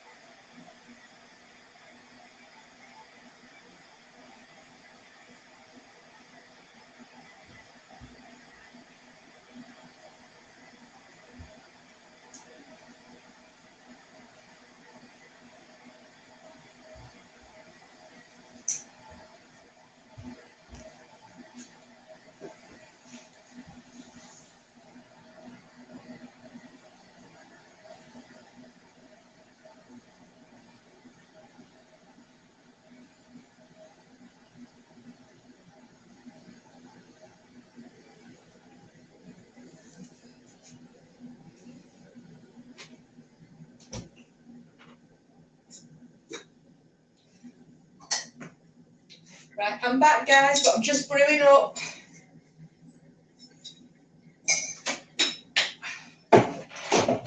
Gonna make myself a nice coffee. Hello, Coopy. Hey, good boy.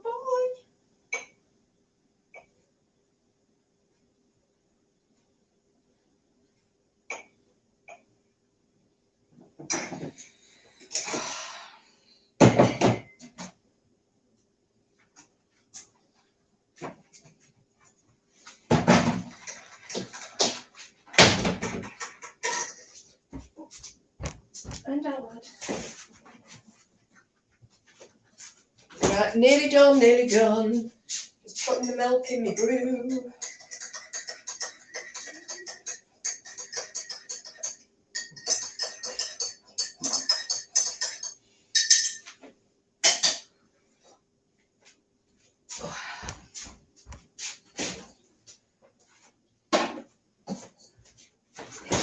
Thank you for your patience. I am back in the room. Right, what have I missed? Oh, Sid, I'm going to nip to Bog and All. Leave your phone, we can hear you. Yeah, do you know what, Sid? I was going to say, I bet he'll misread that one. That doesn't say what you're thinking. I always put Anal, Anaaaaarl. I do it in the Northumbria way. That trickle making me want to go, oh no, Julia, go and have a quick tinkle. Oh yeah, this is the norm and I love it. Okay, Nancy got her pass. Did you get your? No. Thank you for my welcome back. I will, as soon as I will let you know.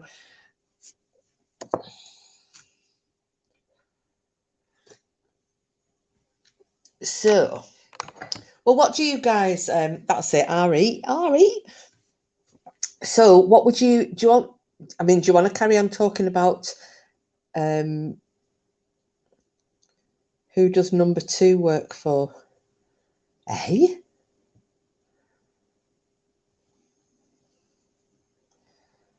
I don't get that. Do you want to carry on talking about random? Do you want me to go back to the story? I bet I won't get to cover this alien thing tonight, which is weird. Kinnell, finish Bigfoot. Right, I'm going to finish Bigfoot. Stop it, Cooper. So, we're at this point where they've all nodded off. They're leant against the rock face.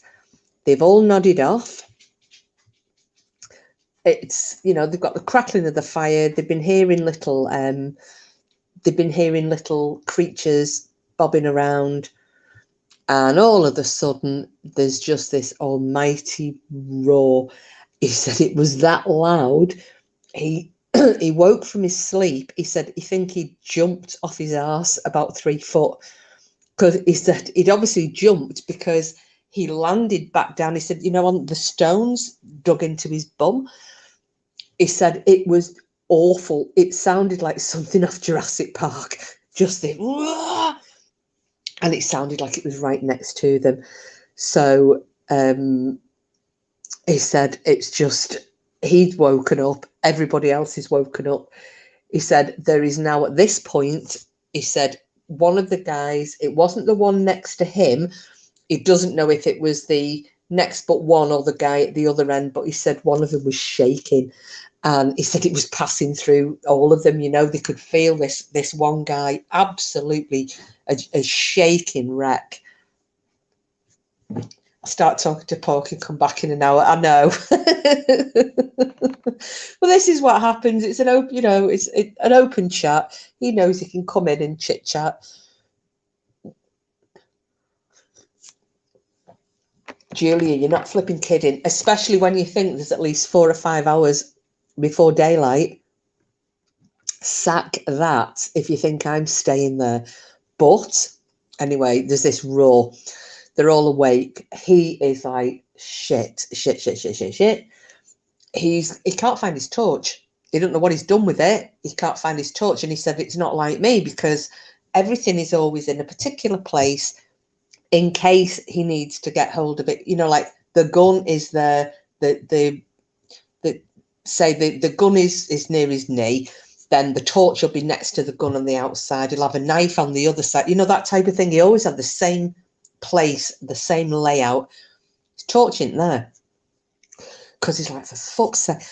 So he's then by the fire that is going out now in front of them. The other fires are pretty low, but it's enough to stop, you know, an animal. Like, say, a grizzly bear wouldn't have crossed it. So I think he said we made the mistake of thinking of this as an animal. which it definitely isn't.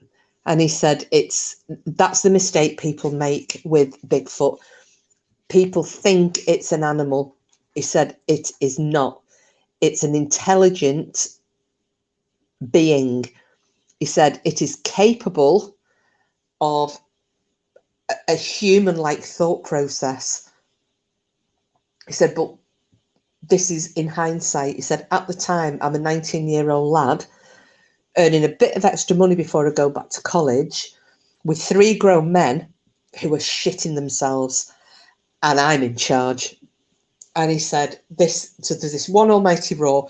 He can't find his torch. The fire in front's going out. They're nearly out of wood. They've got a little bit left. So they throw the few scraps that they've got left onto the fire in front of them. And by the light of that fire, he is looking around, trying to see his torch, which he still doesn't see. And he manages to make sure that the handgun he's got is loaded, and he's also got a rifle. And that's a high caliber rifle, and that is loaded. And that's what they were bringing, really, in case they had to confront a bear. So they've got that, and he is like, right, young lad, you're trying to think of some form of, I don't know, a way to defend yourselves. And, maybe somebody like Porky, who's been in the army, it would come second nature, wouldn't it? Some of you guys as well, like Rav, you love the outdoors and what have you. You would probably be able to formulate a plan as to how you're going to defend yourself, and do it very quickly, how you're going to defend yourself from whatever this is for the next 4 or 5 hours until it's light enough for you to get into your boats and get away, because there's no other way off. You can't go into the woods because the damn thing is in there, and it's too dark for you to risk getting on the water in your kayaks. So, but he is a young lad. He isn't, he's not been trained in any form of military tactics. He has been he's learned first aid. He's got his basic survival skills, but your basic survival skills don't cover trying to fortify your position against an unknown assailant on an island in the middle of the damn night. So it's it's not good. It's not looking good. But these 3 grown men, and these are, he did make me laugh because he said, these old guys. And then when we talked about it later, they were like in the 30s. But he said, at 19, in your 30s, you're an old guy. He said, now I'd love to be in my 30s again. But he said, these guys, the city guys, they're not outdoorsy men. They've kind of fished in the local rivers, and that's been it. That's just been it. They may have gone on a pigeon shoot, or they might have shot a few clays, but this is about as close to nature as they've ever got. None of them are like ex-police, ex-military. They're just kind of, businessmen who've paid to have an escorted adventure into the wilds of Canada. So they haven't got a frigging clue. And he said they're shitting themselves. They're absolutely shitting it. So at this point, he has to kind of pull his pants up and take charge. The youngest there, and he's got to take charge and think, what the hell am I going to do? And he said, and while he's thinking this, he said the first missile came scuzzing right across the clearing and hit the wall behind them, hit the rock wall. It was a rock stone, like a hand. He said for us, it was probably the same size as a baseball or thereabouts, and it was thrown with such force that when it hit the rock face behind them, it shattered. All 4 of them oh, he's here. Yes, scuzzing, skidding, wazzing. It came flying and gone. Sorry, the dog's going to bark. Don't. No, come here now. Good boy. Yes, that's what scuzzing is. Sid would probably know what scuzzing is. Julia would probably know what scuzzing is. It's just you, weirdo from Rossendale. Then this voice rang out, boss, it's the plane. So this rock shattered. The lot of them, they're peppered with these little shards of stone, you know, that it just disintegrated. And he said, this, you know, these weren't limestone rock, these are like granite. He said, for this stone to have disintegrated, he said, the force that's been thrown with, you know, it's not just been, you know, chucked delicately. He said, that's been absolutely, you know, pelted with some force. So this happens. So this kind of, there you go. Thank you, Sid. There you go, Porky. Can you see it? Scuzzing is faster than a lob or a chuck. He keeps telling me that I've made all these words up like scutch. And I'm like, no, I haven't. There we go. I'm highlighting that one as well. For posterity. Because I always get told I just make all these words up. So, this, when they're peppered with this shattered stone, there's all hell breaks loose. You've got, she makes words up, Sid, don't encourage it. I don't. Two of these guys have jumped up, the two from the other end. The one next to him, who he'd shared the kayak with, he said he was actually, out of the three of them, he was the least panicked. He was still scared. He was terrified. Sorry, Kiss, I'm with Porky, never heard that. That's not a problem. Hello, chat, I'm here, but I am not here. Yeah, he's gaming at the moment. So he kind of games with one eye and watches what's going on over here with the other. He's got those eyes that point in different directions. But I will give you a shout if Green Eyes shows up, because I know that you love your green eyes. Yeah, so he said this guy who's next to him, he's actually the most chilled of the three dudes, but he's still terrified. The other two are up, and he said one of them is like, he said, if it wasn't such a frightening time, he said he would have actually laughed, because he said it was comical to see. And he said, in hindsight, he said it was piss funny. But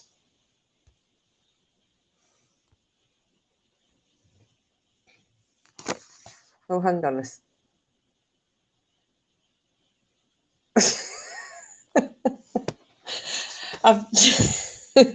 I'll let Porky put that in the chat. He's just sent me a message. Oh, Brian, that's uncalled for. It's a bit like Kiss.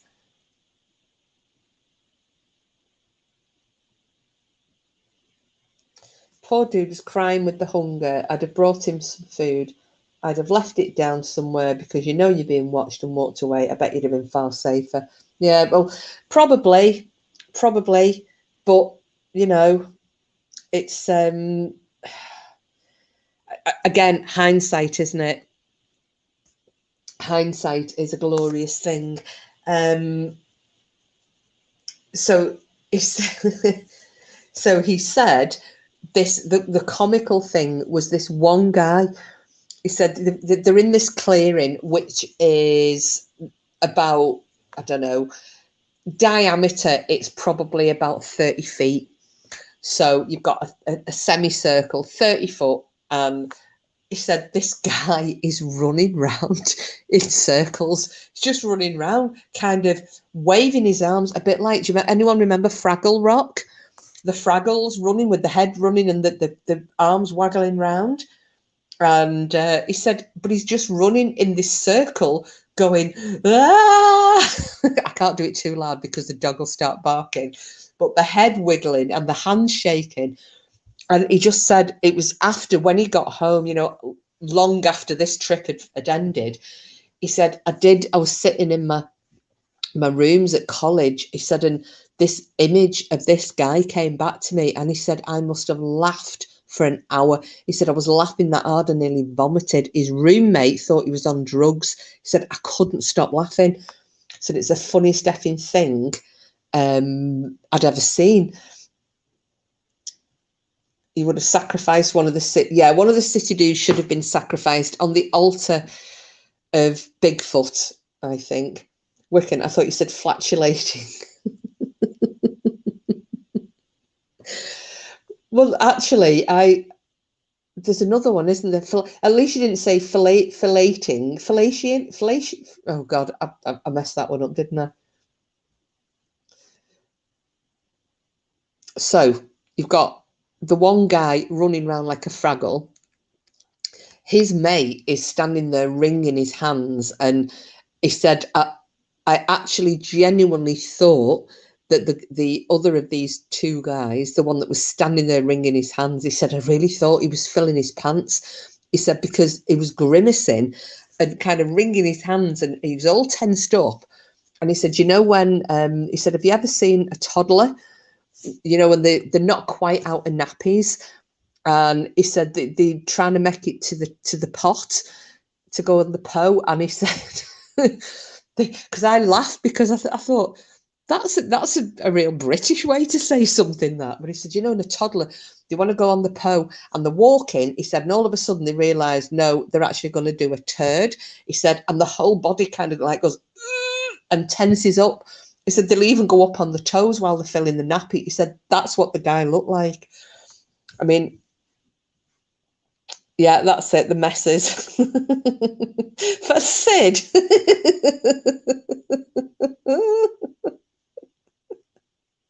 I know, Julia, you're just going to sacrifice everybody to save yourself, aren't you? Dear me.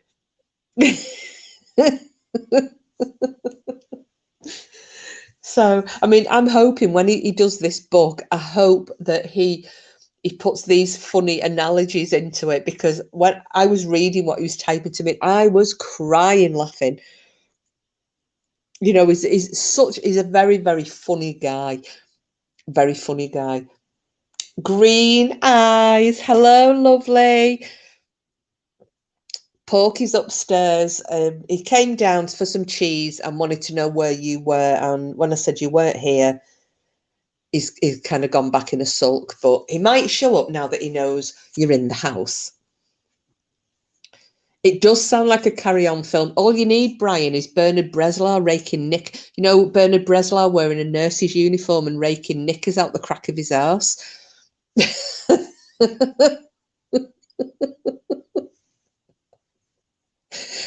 And Happy New Year to you, Green Eyes. Although it was already your New Year yesterday when you texted me, wasn't it?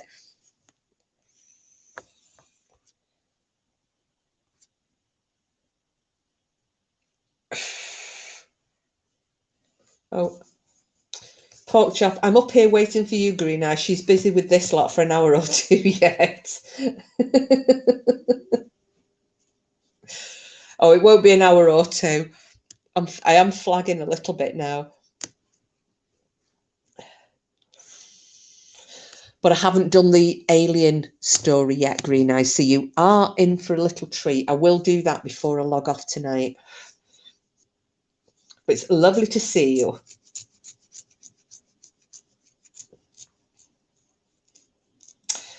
Green Eyes says, hi, Sid, Lady Witch, Pot Chop, Wiccan, Julia, Brian. I'm presuming that should have been Brian, not Bruchen. We have a new friend as well called Rav. He's in here.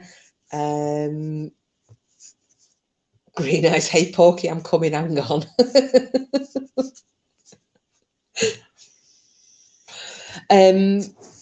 So we've got the whole carry-on film thing that's going on, as Brian's just described it. Minus Bernard Breslau. Actually, I think Porky, after seeing him the other night in his pajamas, I think Porky should do a Bernard Breslau. What's that? Shouldn't that sentence be the other way around? What sentence, babe? Wicker Moon, I'm saying nothing. Oh,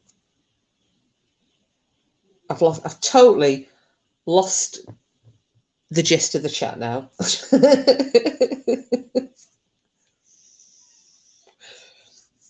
Right, so they've got the Fraggle, we've got the Bernard carry on screaming, yeah, we've got the Fraggle running around, we've got the Bernard Breslow raking the knickers out of his ass, shitting himself in the middle of this clearing. We've got, back up a bit,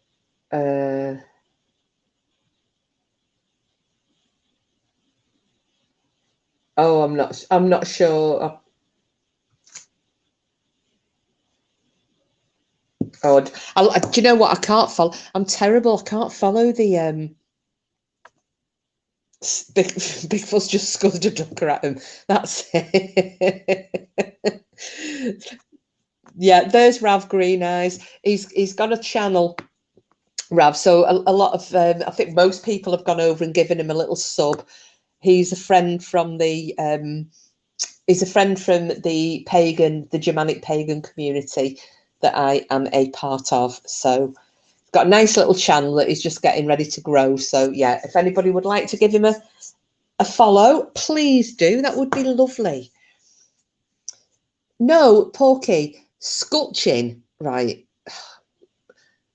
I'm going to have to, sorry about this, I'm going to have to just pause the Bigfoot story for a second. Right, a scutch. Okay, Green Eyes, Sid, Julia, anybody from the northwest of England who knows what scutch means, can you please say yes in the chat? No, not that kind of a scotch, Sid. You know, if you say, oh God, my mum scotched me. It's not like a slap. You scotch them with something. So like,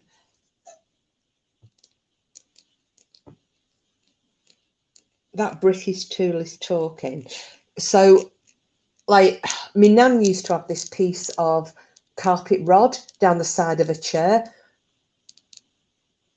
Starsky and Scotch. Very good, Brian. My nan used to have this piece of carpet rod down the side of the chair, and if you were really naughty and she couldn't catch you quick enough, she'd have that piece of carpet rod out by like a bloody lightning and give you a quick scotch on the back of your legs with it. That's what a scotch is.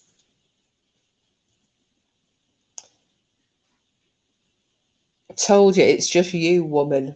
Dear me, it's not just me. I even asked when I went on Christmas Day to my Auntie Kay's, who was 80 years of age, and my sister was there, and I said, Porky does not know what scotch is.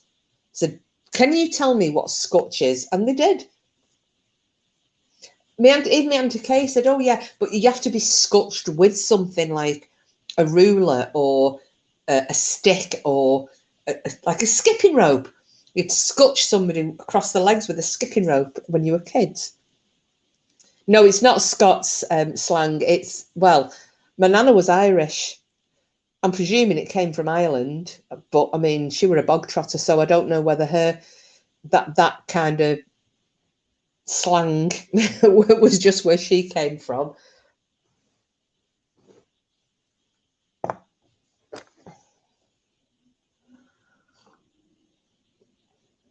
Right. Back to the story. So they've been peppered by rock. Fraggle's running around. Bernard Breslau shitting himself in the middle. The guy who's standing with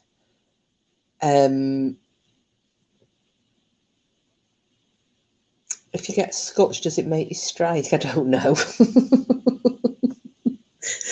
The guy who's standing with the fella I know, he just thinks, do you know what? He's going to be, I need someone to kind of get these two dickheads under control, and somebody needs to help me. So he kind of gets hold of his arm, excuse me, and he just says, I'm really going to need your help. I really, really am going to need your help because these two have lost it. We need to keep quiet. I can't hear. If this thing decides to now creep up on us, I can't hear jack shit because this one here is going through the Holy Bible and every prayer he knows, and the other one is just running around going, ah! and crunching on the pebble beach. And it's yeah. So please, they're your friends, help me. So this guy, he gets hold of the first fella who's just praying and wringing his hands and shitting his pants. And he just says to him, you need to be quiet. For fuck's sake, be quiet. Stop it. If you're going to pray, do it in your head. You have to be quiet. We cannot hear if whatever that is going to come through, that we need to be able to hear it approaching. And he said, oh, fair enough, this guy calmed down pretty quickly. He calmed down and he was, you know, pretty, whew, okay, I'm all right.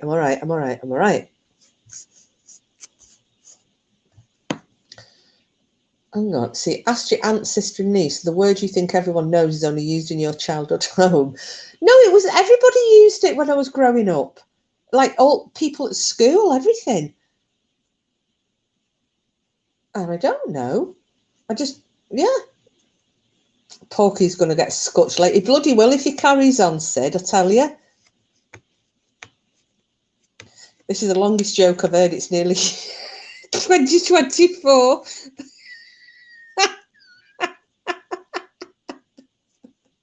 Smut eggs, scotch eggs. Yeah, you'll scotch an egg at something, won't you? Like we used to scotch eggs at cars for a laugh because we lived in the middle of nowhere and it was boring.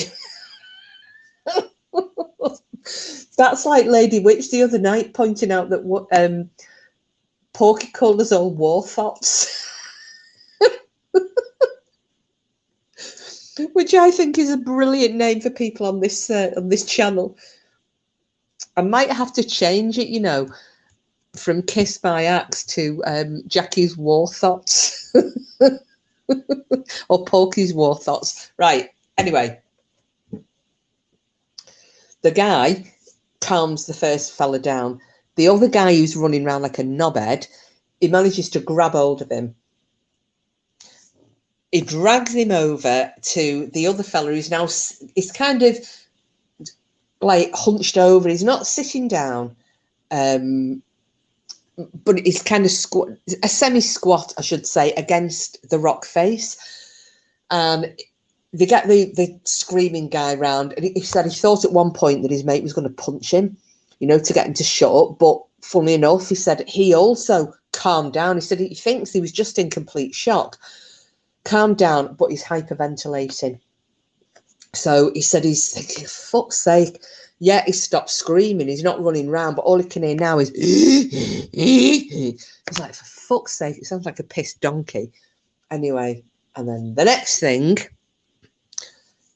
something else gets thrown. This time it did hit the rock face, but it didn't shatter. He thinks it was another stone because of the noise it made, but it landed, when it hit the wall, it bounced, and it obviously landed on on the undergrowth because it didn't make a clatter as it landed. And he's just like, shit. So he said, I don't know why I did it, but he basically shouted. He just went, just fuck off. Right? I was like, yay, go on, dude. But he shouted at this thing, just fuck off. And he said, and everything went really quiet. And he said, I'm getting really cocky thinking, yes, it's gone. And then he said, it just let out this scream. He said it wasn't a roar. He said it was like a scream, but he said my whole body vibrated. He said every bone in my body, it was like this noise was going through. He said even though it was a scream, he said the pitch was, it was like a low pitch. He said it just, everything was vibrating. He said the other three are just like open-mouthed. He's just like, for fuck's sake. He has the rifle and that is loaded and it's cocked and he's pointing it in the direction that he thought the sound came from. He was very tempted to fire off a round, but he thought, yeah, fuck off, please. What's fuck off in French then, Brian? Fuck off? I don't speak French either. I'm terribly ignorant. I bet it'd have understood Scottish though, isn't it? I get yourself to fuck. So he's thinking of firing a round off, but then he said his common sense kicked in. Right, you shoot at it. There's two things that could happen.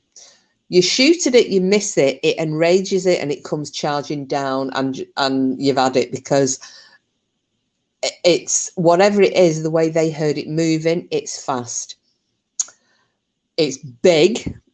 So even if it comes charging down, and if by some miracle he manages to shoot it, the likelihood of him delivering a fatal shot is, you know, maybe 50-50, maybe the odds are even less than that. So he's probably still going to have something left in it to kill him and or the people that are with him. So he said that's that case. Or he'll shoot blindly and it will hit it, and it's going to be exactly the same result as the previous scenario. So he said, although he intended to shoot, he stopped himself. Get to fuck your ball bag. Yeah. That's the one, Sid. That's what we need. Get to fuck. So he thinks, no, I'm not. And he said, the funny thing was, when he cocked the gun, everything, it literally went quiet. He said, because they could hear something, that it sounded like this thing's breathing, although it was at least 40 feet away from them.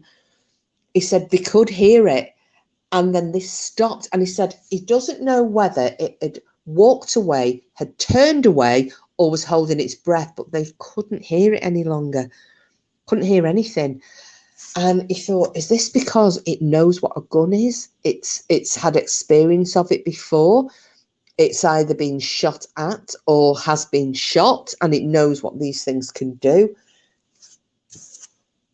Oh, just 1 second. Rav is saying, I go to bed now. Have a wonderful night. It was a pleasure to be here. I will come back at the next stream. See you soon. And thanks a lot for the new subscribers. It means a lot.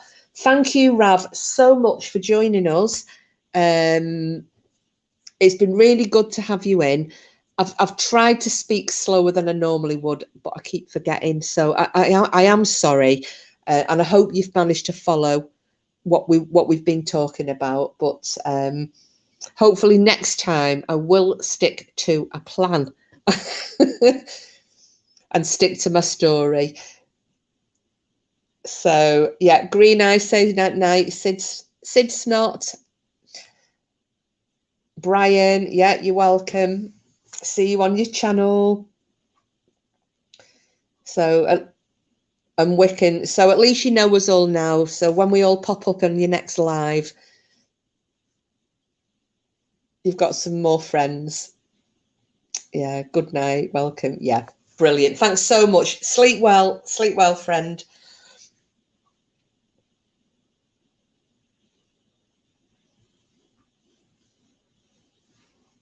Good night.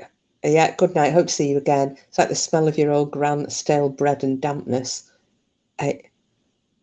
Wicked. No, she won't, but that's why we love her. And well, I can lie, can't I? It's only a little fib. I'll try. I did say I will try. I'll come on with a plan and I'll try to stick to it.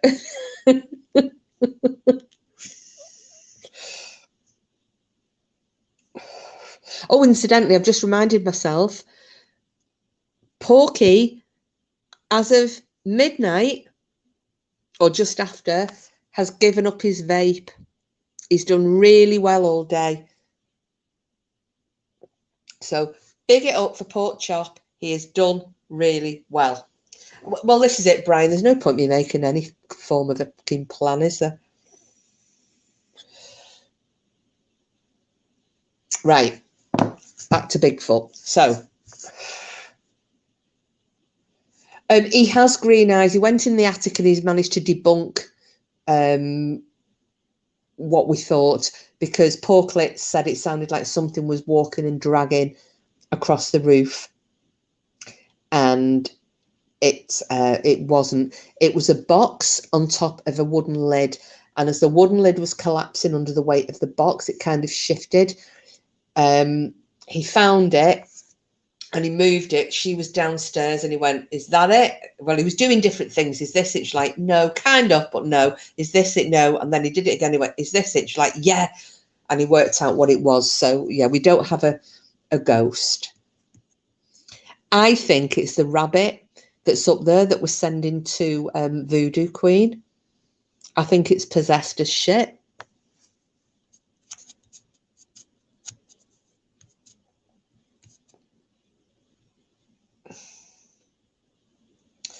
Yeah, it's this box, Brian. It was exactly the right noise.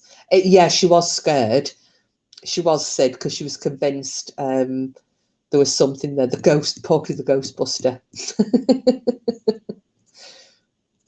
Well, to be honest, Brian, he's not a big drinker. You know, when you say extra money for drink, he isn't a big drinker, but he's done really well. He's done really, really well today, because he did say earlier, "I don't know what to do with my hands." I could have given him a few suggestions, but you know, whatever. And I'm not talking doing the dishes. Oh, Wiccan. I said to Clown, "You're going to hate me. It's been a nice friendship. It's been lovely knowing you. But what I'm sending to your good lady is going to be the end of our friendship." Have I shown it to you, Wiccan?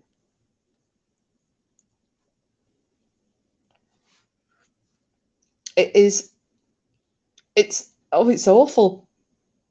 It's a rabbit, quite a tall. It's a couple of foot high, like a rabbit or a hare in an Elizabethan frock. And it's fucking hot. It's as scary as shit. So I said to Voodoo that I sent her the photo of it. Oh, did I send it to you, Wiccan? Right. I wasn't sure if I had or not. I said to Voodoo, I've got this rat. No, it's not a buzzing rabbit. It's just a bunny rabbit. It's not a statue, I don't even know. It's not even an ornament. It's awful. Yeah, it is demented looking. Just, oh yeah, yeah. Honestly, green eyes. It looks like it should be. I said before, it looks like it should be in Ed and Lorraine Warren's museum of haunted artifacts next to the Annabelle doll. It's fucking horrible. It's really awful. I don't know what possessed them to buy it, but anyway, yeah, it's going to America. It's going to be living in Texas at Easter. And I said it will be a very good friend to that scary ass, ugly, fecking chicken that she bought last year. The freaky chicken and the scary ass rabbit. It's awful. It's really, really frightening rabbit. It was in the cupboard here in the lounge. It belonged to I think it was Porky's dad's. I don't know why he bought it, but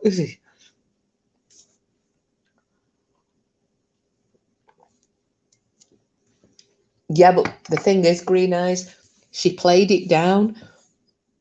She said it's a bunny wabbit. Now, saying it's a wabbit makes it sound like it's really cute. Think again. Does she have a turkey too? Probably Wiccans. Oh, there you. Yeah, I think she would like it. Yeah, send that as well. But yeah, bloody, who would get a rabbit in an Elizabethan gown? It's the most bizarre thing ever. So anyway, go back to my story. So the minute he cocked the rifle and he pointed it, everything went quiet. Everything. Couldn't hear a thing. He can hear the other guy breathing because he's like leave the chick alone. No, it's scary, Lady Witch. It's a scary chicken. You've not seen the rabbit. Wait for that. Damn. So there's no sound whatsoever, apart from the mate that's wheezing that can't breathe. And his breathing is getting easier. His friends are talking to him. One of them's kind of holding his arm. And I think from the physical contact of his friends, he's in between both of them.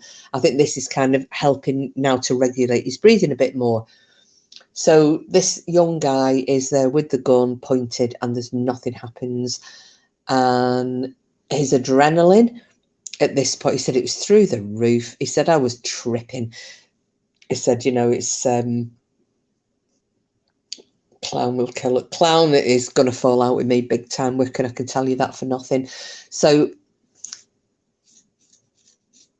everything's quiet. He's like, right, shit, what do we do now? And because he doesn't want to take his eyes off the woods, he goes to the others. Can somebody tell me what time it is, please? Now, all of this that's gone on has been over the course of about an hour, hour and a half. It's very condensed. Might have even been nearer to 2 hours, to be honest. But anyway, so one of these guys looks at his watch. It's going to be dawn in approximately 2 hours, like full dawn. Now, he said, you know, when you start to get that lighter, that it's not, the sun isn't up, but there starts to become a bit of a lighter grey to the sky, or a very deep blue, but it's just becoming a little bit lighter. And the fires along the woodside edge are now embers. They haven't got any more wood to throw on there, but he's just hoping that the embers will be enough to stop this thing coming across onto them. But they don't hear another thing. So he is sitting there and he's pointing the rifle and he's straining his eyes to see, doesn't see anything, doesn't hear anything. The other three guys at this point now, the one that was hyperventilating has stopped. He's still breathing heavily, but it's nowhere near as noisy as it was. And he's like, right, maybe it's gone, but he can't take his eyes off the woods.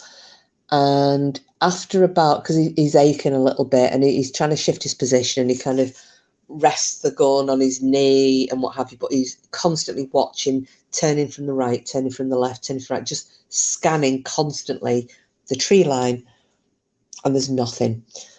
Anyway, so this goes on probably for about an hour, and it's getting, you know, now it's starting to become slightly more light. Still not light, but, you know, the things are becoming more visible, and without the need of a torch. And at this point, he then spots his damn torch, and his torch, you know, that he's been looking for, because it's straining his eyes. What the fuck is that? And it's down nearer to the water's edge. So he thought, how the hell has it got there? And all he can think is that when he fell asleep, maybe he was a little bit, you know, sometimes you fling your arms, your legs out. All he can think of is that maybe he flung his arm out while he was asleep. He caught the torch and it's rolled off down towards the water's edge. But there it is. So he thinks, right, well, I know that that's there now. I'll get it shortly. I don't think anything else is going to happen tonight. Nothing. In the last hour, there's nothing. No sound, no crunches, no nothing. The other three guys are just all chilled out. They're all watching, but they're more relaxed. And then he said it was like, you know, the adrenaline, when you've had a massive adrenaline rush and it suddenly leaves you and you feel absolutely exhausted. He said this is how he felt, and he started feeling like he was nodding off. You know, his eyes were going. He's like, shit, I can't do this. I need to get up and walk around. But he said, if I start walking around, I'll be crunching on the shale on the beach. That is going to disguise the sound of anything that might be coming down through the woods. I can't do it.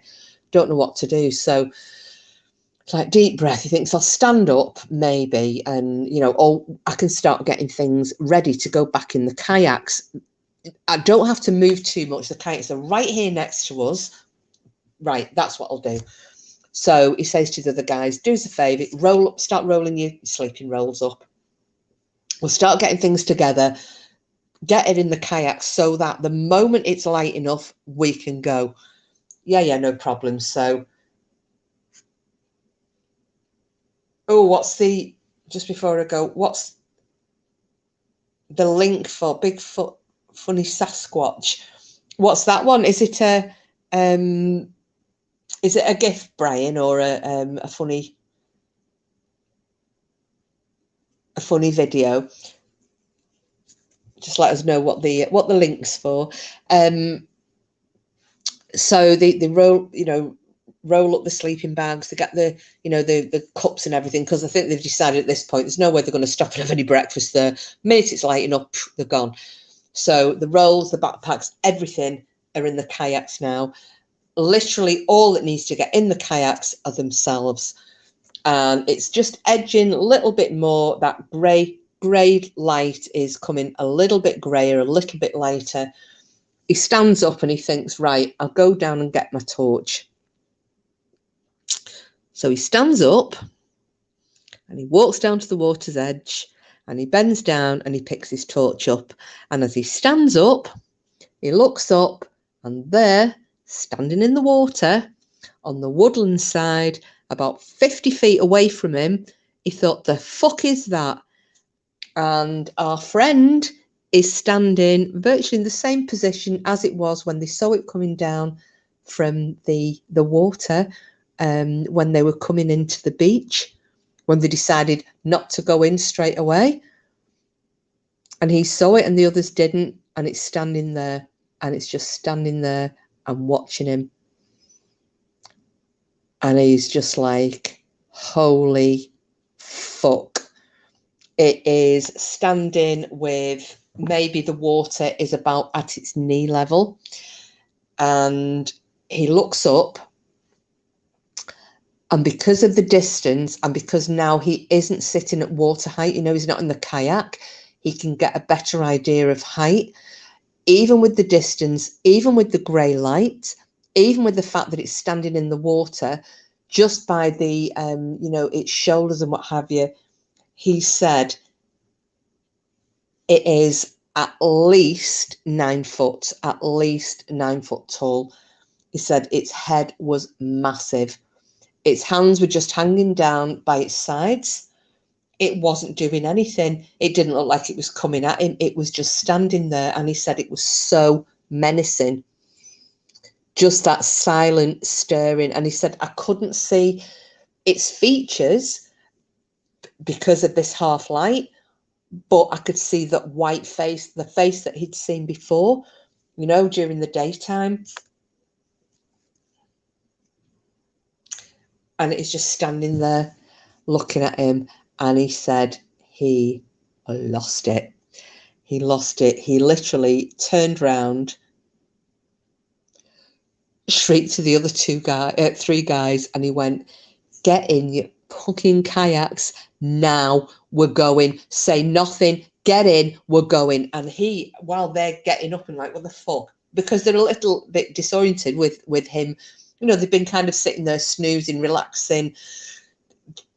Their adrenaline rush is ebbing away, so they've got that post-adrenaline rush fatigue, and he is dragging out the it was only 6 foot when they started.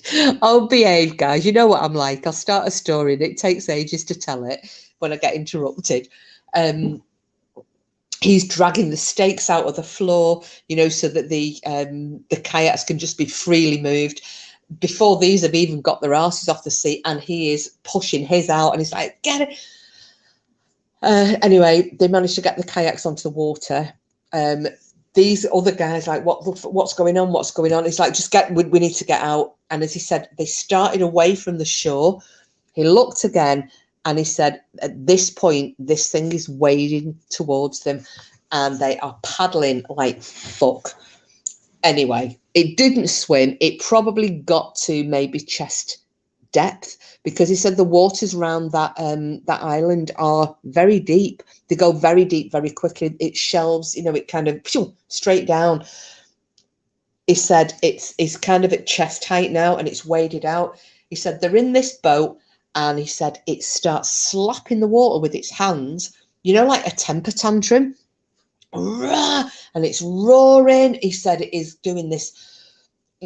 It's not like the chattering that we hear the recordings of,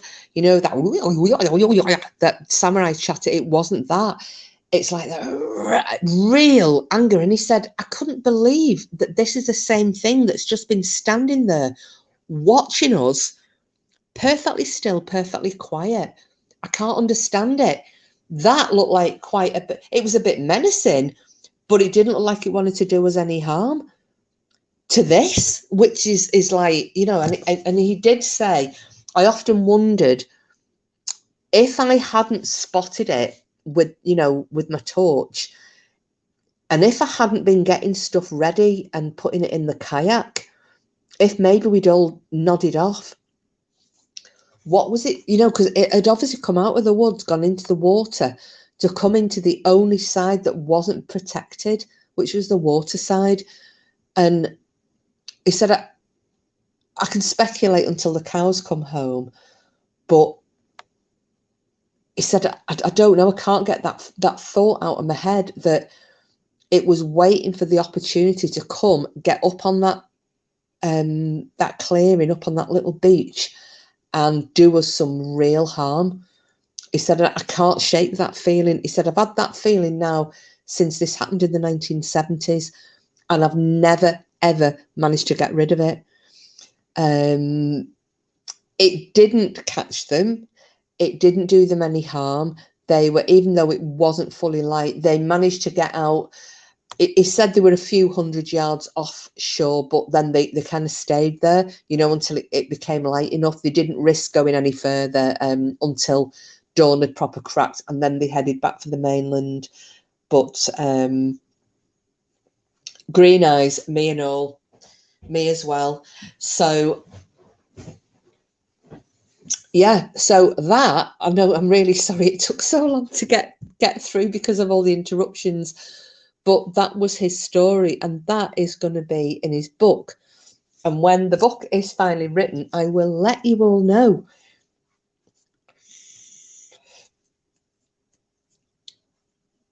The cows come home, but Wickham's turkey didn't. That was right.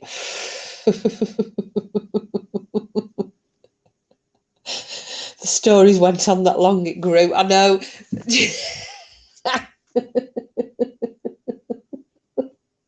You buggers, you lot, but you're very patient with me. Thank you.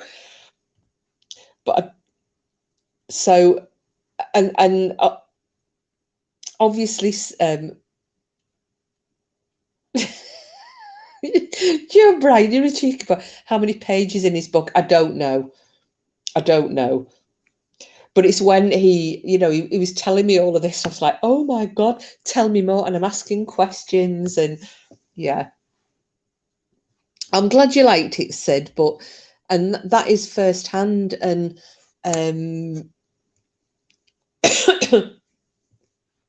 because I thought he was writing a book just about the Bigfoot, and he's not. That's just a little part of it. So I was like, oh my God, you need to just write about your Bigfoot encounter and your alien encounters and what have you. But it was like, no, he said, because that's not what I'm about. He said, these are just little things that happened to me along life's journey. But his main stories are going to be about his work in Hollywood as a stunt man. It was in Canada, Green Eyes. I like to think Bigfoot is more docile than Dogman. Well, the thing is, Sid, there are different types, aren't there? Because I've heard that the mountain Bigfoot are really aggressive, and the Indians, the Native American Indians, have got different names for them, and even they are wary of the ones that live in the mountains. The granite fields. They apparently have the red eyes, I think. It would end up $5 if I were writing it. Probably would, Brian.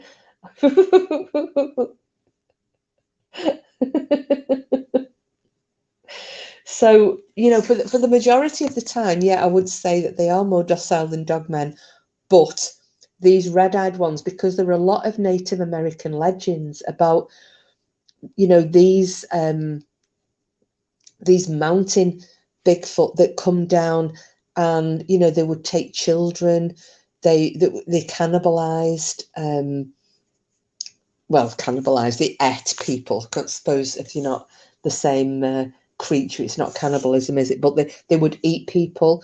There were also tales of them taking native women to breed with. Oh God, that doesn't even bear thinking about. I don't know how that would work, but you know, so but they were the mountain type. Apparently, they've got red eyes.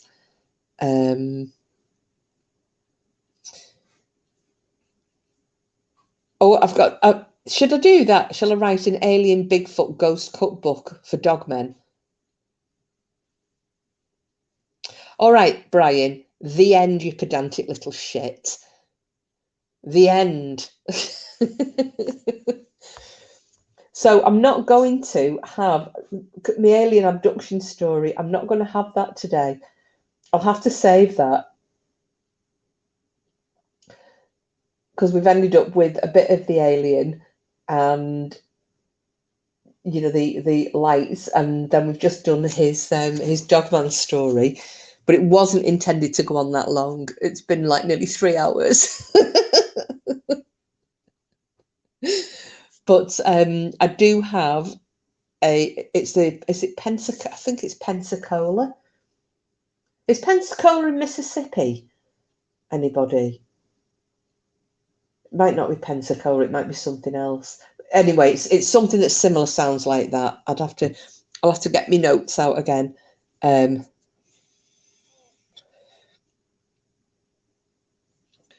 it mean you need to quit? You're a cheeky bastard, you are.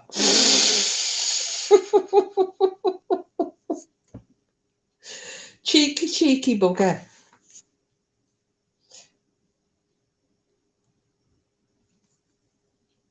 Well, let me find my notes, Green Eyes. Seeing as how it's you. Seeing as it's you.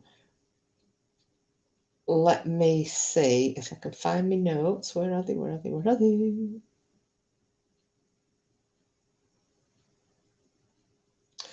Did you know as well that there were Green Eyes that in 1977 there was a UFO sighting by a group of school children in Pembrokeshire? I didn't know that.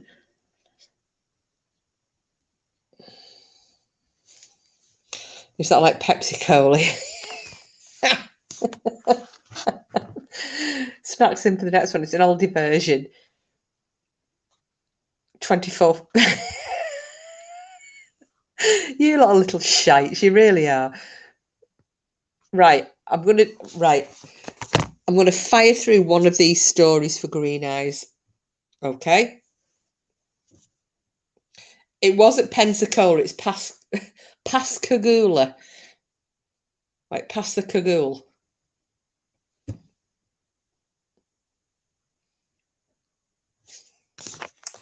Hang on. You can't promise Green Eyes an alien story and then not give her one. I'm going to do it now. Stop nagging. Right. Pascagoula. So, the year is 1973.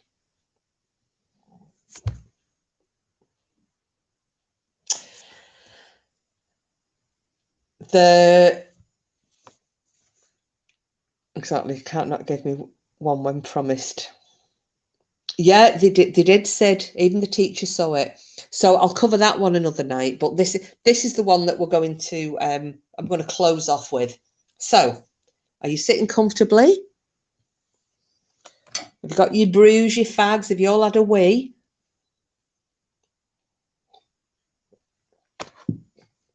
Right, I'll begin on this one.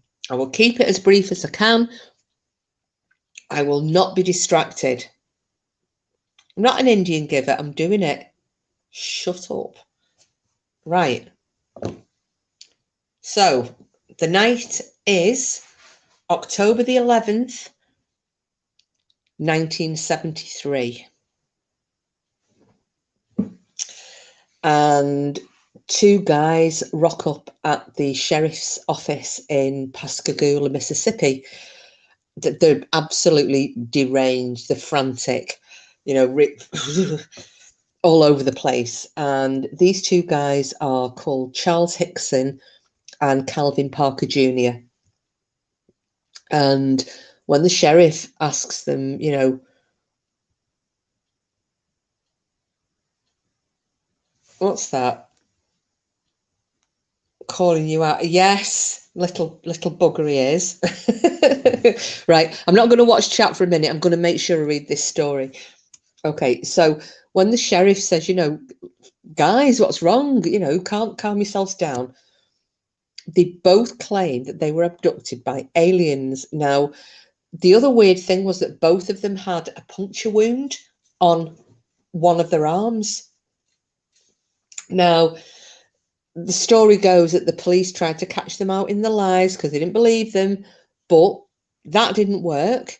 You know, no matter how many questions they asked, they stayed true in their answers. And at a later date, they both managed to pass polygraph tests about this. Now, this area where this happened in 1973, it's actually been given, because they're calling it one of the best documented cases of alien abduction, they've actually given the area of the riverbank where this alleged abduction took place, they've given it an historic marker. And both the guys, they never wanted any media attention. However, when you know, the dedication for this historical marker was made, Calvin Parker attended. Now, apparently, well, Charles Hickson didn't, because he died in 2011. But yeah, there's this quite a significant marker there. So,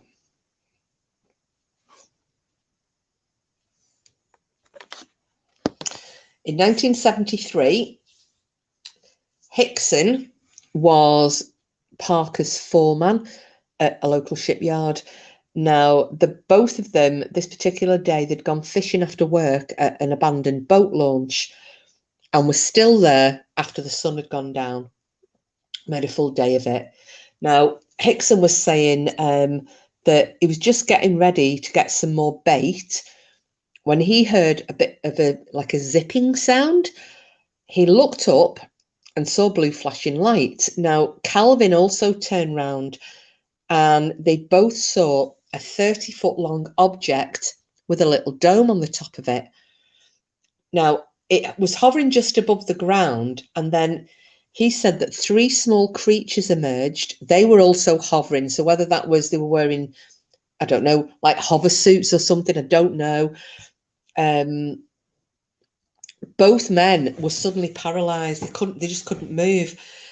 He said that the creatures grabbed them. They had like pincer type claws and pulled them towards this object, this spaceship.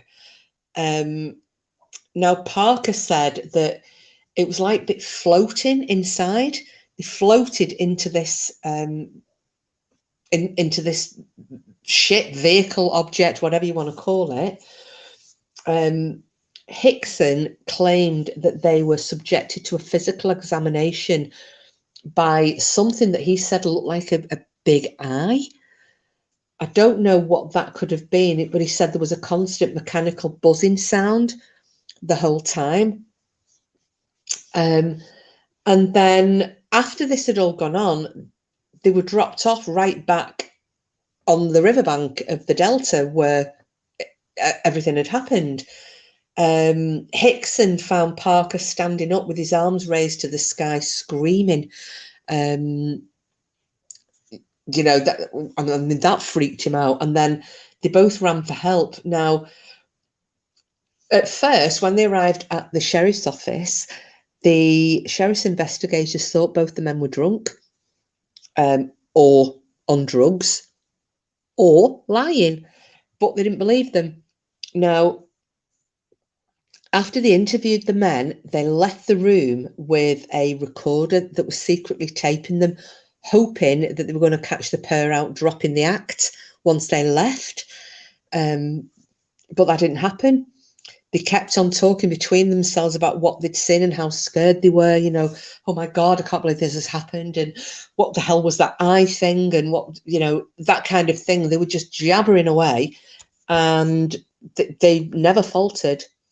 They, you know, there was no tripping up. There was no break in this act that the sheriff's department thought they were doing. Now, the Jackson County Sheriff's Captain, Glenn Ryder, he said that we did everything we knew to try to break the stories. If they were lying to me, they should be in Hollywood. You know, he thought after everything, he knew that they were telling the truth. He tried every trick in the book, and he was a seasoned investigator.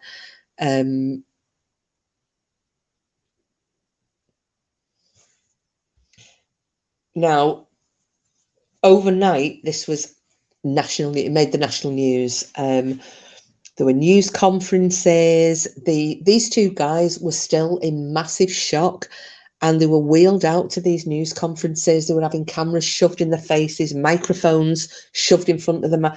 They still hadn't come to terms with what had happened to them. Now, a UFO investigator from Northwestern University flew down, and he checked the story out, and he kind of backed it, you know, and agreed with what had happened. Skeptics were calling them liars. They even said that Hickson had had an episode of sleep paralysis with hallucinations, and the excuse they then made for Parker was that he was highly suggestible. So it wasn't even that they, you know, gave an explanation for him other than he was basically a damn liar. Having said that, though, believers flooded into Pascagoula by the thousands. They were even wrapping themselves up in aluminium foil and sitting all night on the hoods of the cars waiting for the aliens to come back, which was a bit crazy. Now, Hickson, he was 42 years old at the time. He was well known in the community. He was respected. They think maybe he felt more able to handle the media crush. And he did recount the experience to anyone who would listen. He went on Johnny Carson's show, and apparently he published a book about it in 1983. Now, on the other hand, Parker, he was 18 or 19 when it happened. He'd only just arrived in Pascagoula from a tiny town, and he planned to just, you know, to work there, earn a bit of extra money, and then return home to get married. Now, he told the media, and whether this was true or not, I don't know, but he told the media that he'd passed out at the beginning of the whole affair and couldn't remember what had happened. Now, whether that was just because he really didn't want to talk about it, I don't know. And he did say that that was the only lie he told. He said to the Sun Herald he admitted this to the Sun Herald in 2018, but he did remember what had happened. You know, he was just so afraid that aliens had infected him with something that he even took a bath in bleach when he got home after, you know, being at the sheriff's department. He was absolutely terrified. And he skipped town within a few weeks of it happening. He got married, he picked up work in the oil fields, and the sad thing is that if anybody at a job recognised him, you know, from the news, because obviously this was a massive story at the time, but if anybody ever recognised him, he quit rather than talk about it. He just didn't want to ever talk about it. Now, I don't know what Hickson's plan talking about it was, but the thought is that if he was trying to get rich from the story, it didn't work, you know, and that's usually something that people will throw, isn't it? Oh, he's only trying to make a bit of money on his lies. It didn't work for him. Parker said that before Hickson's death in 2011, he occasionally paid his electric bill for him because he just couldn't afford it. Now, he's in his 60s now, Parker, and he's been coming out of hiding in recent years, and he did publish a book of his own in 2018. Now, when the city started to discuss plans for this marker, new witnesses started to emerge, and they were claiming that on the night that the two guys claimed that they had been abducted, these other witnesses say they saw an unidentified flying object with blue flashing lights, which was going up and down the Pascagoula River. And they said they kept it secret all these years because they were like Parker. They were just terrified of the public reaction. Now, there was one woman called Maria Blair, and she told the newspaper, she said, the story's very, very true. And that's what bothered her for 45 years. It's been on her mind that long. You know, the fact that she never came clean and never said anything about it. So I am going to, at some point, so that's the story about those two guys. As I said, I was going to keep it as brief as I could. I'm not going to drag it all out, but I'm going to go through Parker's book. I believe Parker's book is better than Hickson's, only because of the reluctance that Parker had to talk about it. So I am going to download a copy of his book and go through that with you all, because I just think it's a very interesting story, and there's a lot to it, a lot more to it than I've covered here, but I was trying to keep it very brief because I think I'm over 3 hours now anyway, and I'm knackered, and you guys all are after sticking with me for 3 hours on one little piddling bloody Bigfoot story.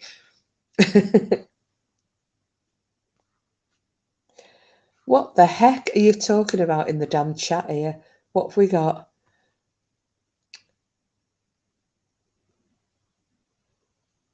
Ghost? What the fuck are ghost chickens? Oh my goodness, what have I missed here? Ghost chickens, ghost turkeys. Bloody hell, Sid's even written a song. If something clucks in your neighborhood, who you gonna call? Ghost chickens! Oh my goodness. You lot. People wrapped in tinfoil sitting on the car. That's the weirdest bit. They wrap themselves in tinfoil. I just wasn't sure about that. Ghost chickens and wild religious squirrels sounds like a party to me.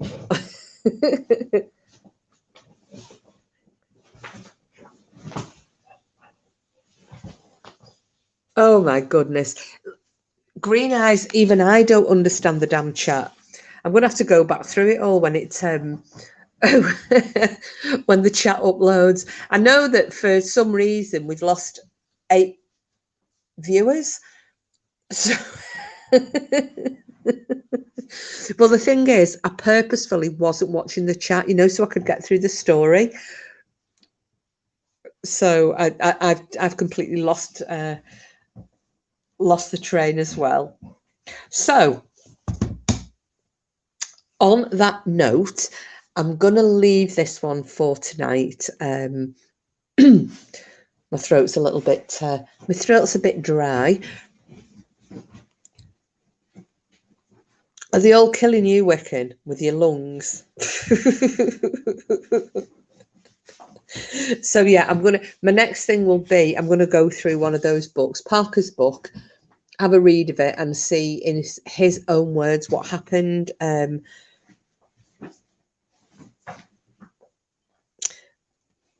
Yeah, see what happened, and yeah, we can just have a chat about it and see what you think, because as I said, I'm going to dedicate January to aliens, abductions, and all things weird and wonderful. And I might throw the odd Bigfoot in or Dogman, just to spice it up a little bit. Right, so on that note, you lovely lot, I'm going to bog off. I'm going to go to bed because it's my last day off tomorrow, and then I'm back to work again. Go back and listen from the start. Oh, do you know what, Green Eyes? Like I said, the stories were quite quick because I was going to do that Hickson and Parker story in more detail, but I've spent that much time getting sidetracked, going off on a tangent. So, no, I hope it won't take the whole month either, Brian. I'm going to have to do what I've just done, completely ignore the chat. Right, so on that note, I'm going to bog off. I hope.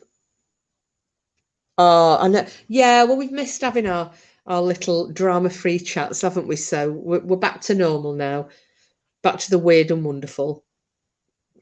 I just feel really bad. I didn't realise that Bam was live and Sheila was in there saying that she'd about her poor mum. So I feel really bad. So if anybody speaks to Sheila, I know Brian, you were going to pass my regards on, weren't you? But yeah, same goes. If anybody, because I didn't know that the other live was going at the same time, else I wouldn't have come live. So nighty nighty everybody, and Happy New Year. And let's hope this one is a good one for all of us. And I shall see you in the next day or two. So, as always, sleep well, everyone, and I'll see you all on the bright side.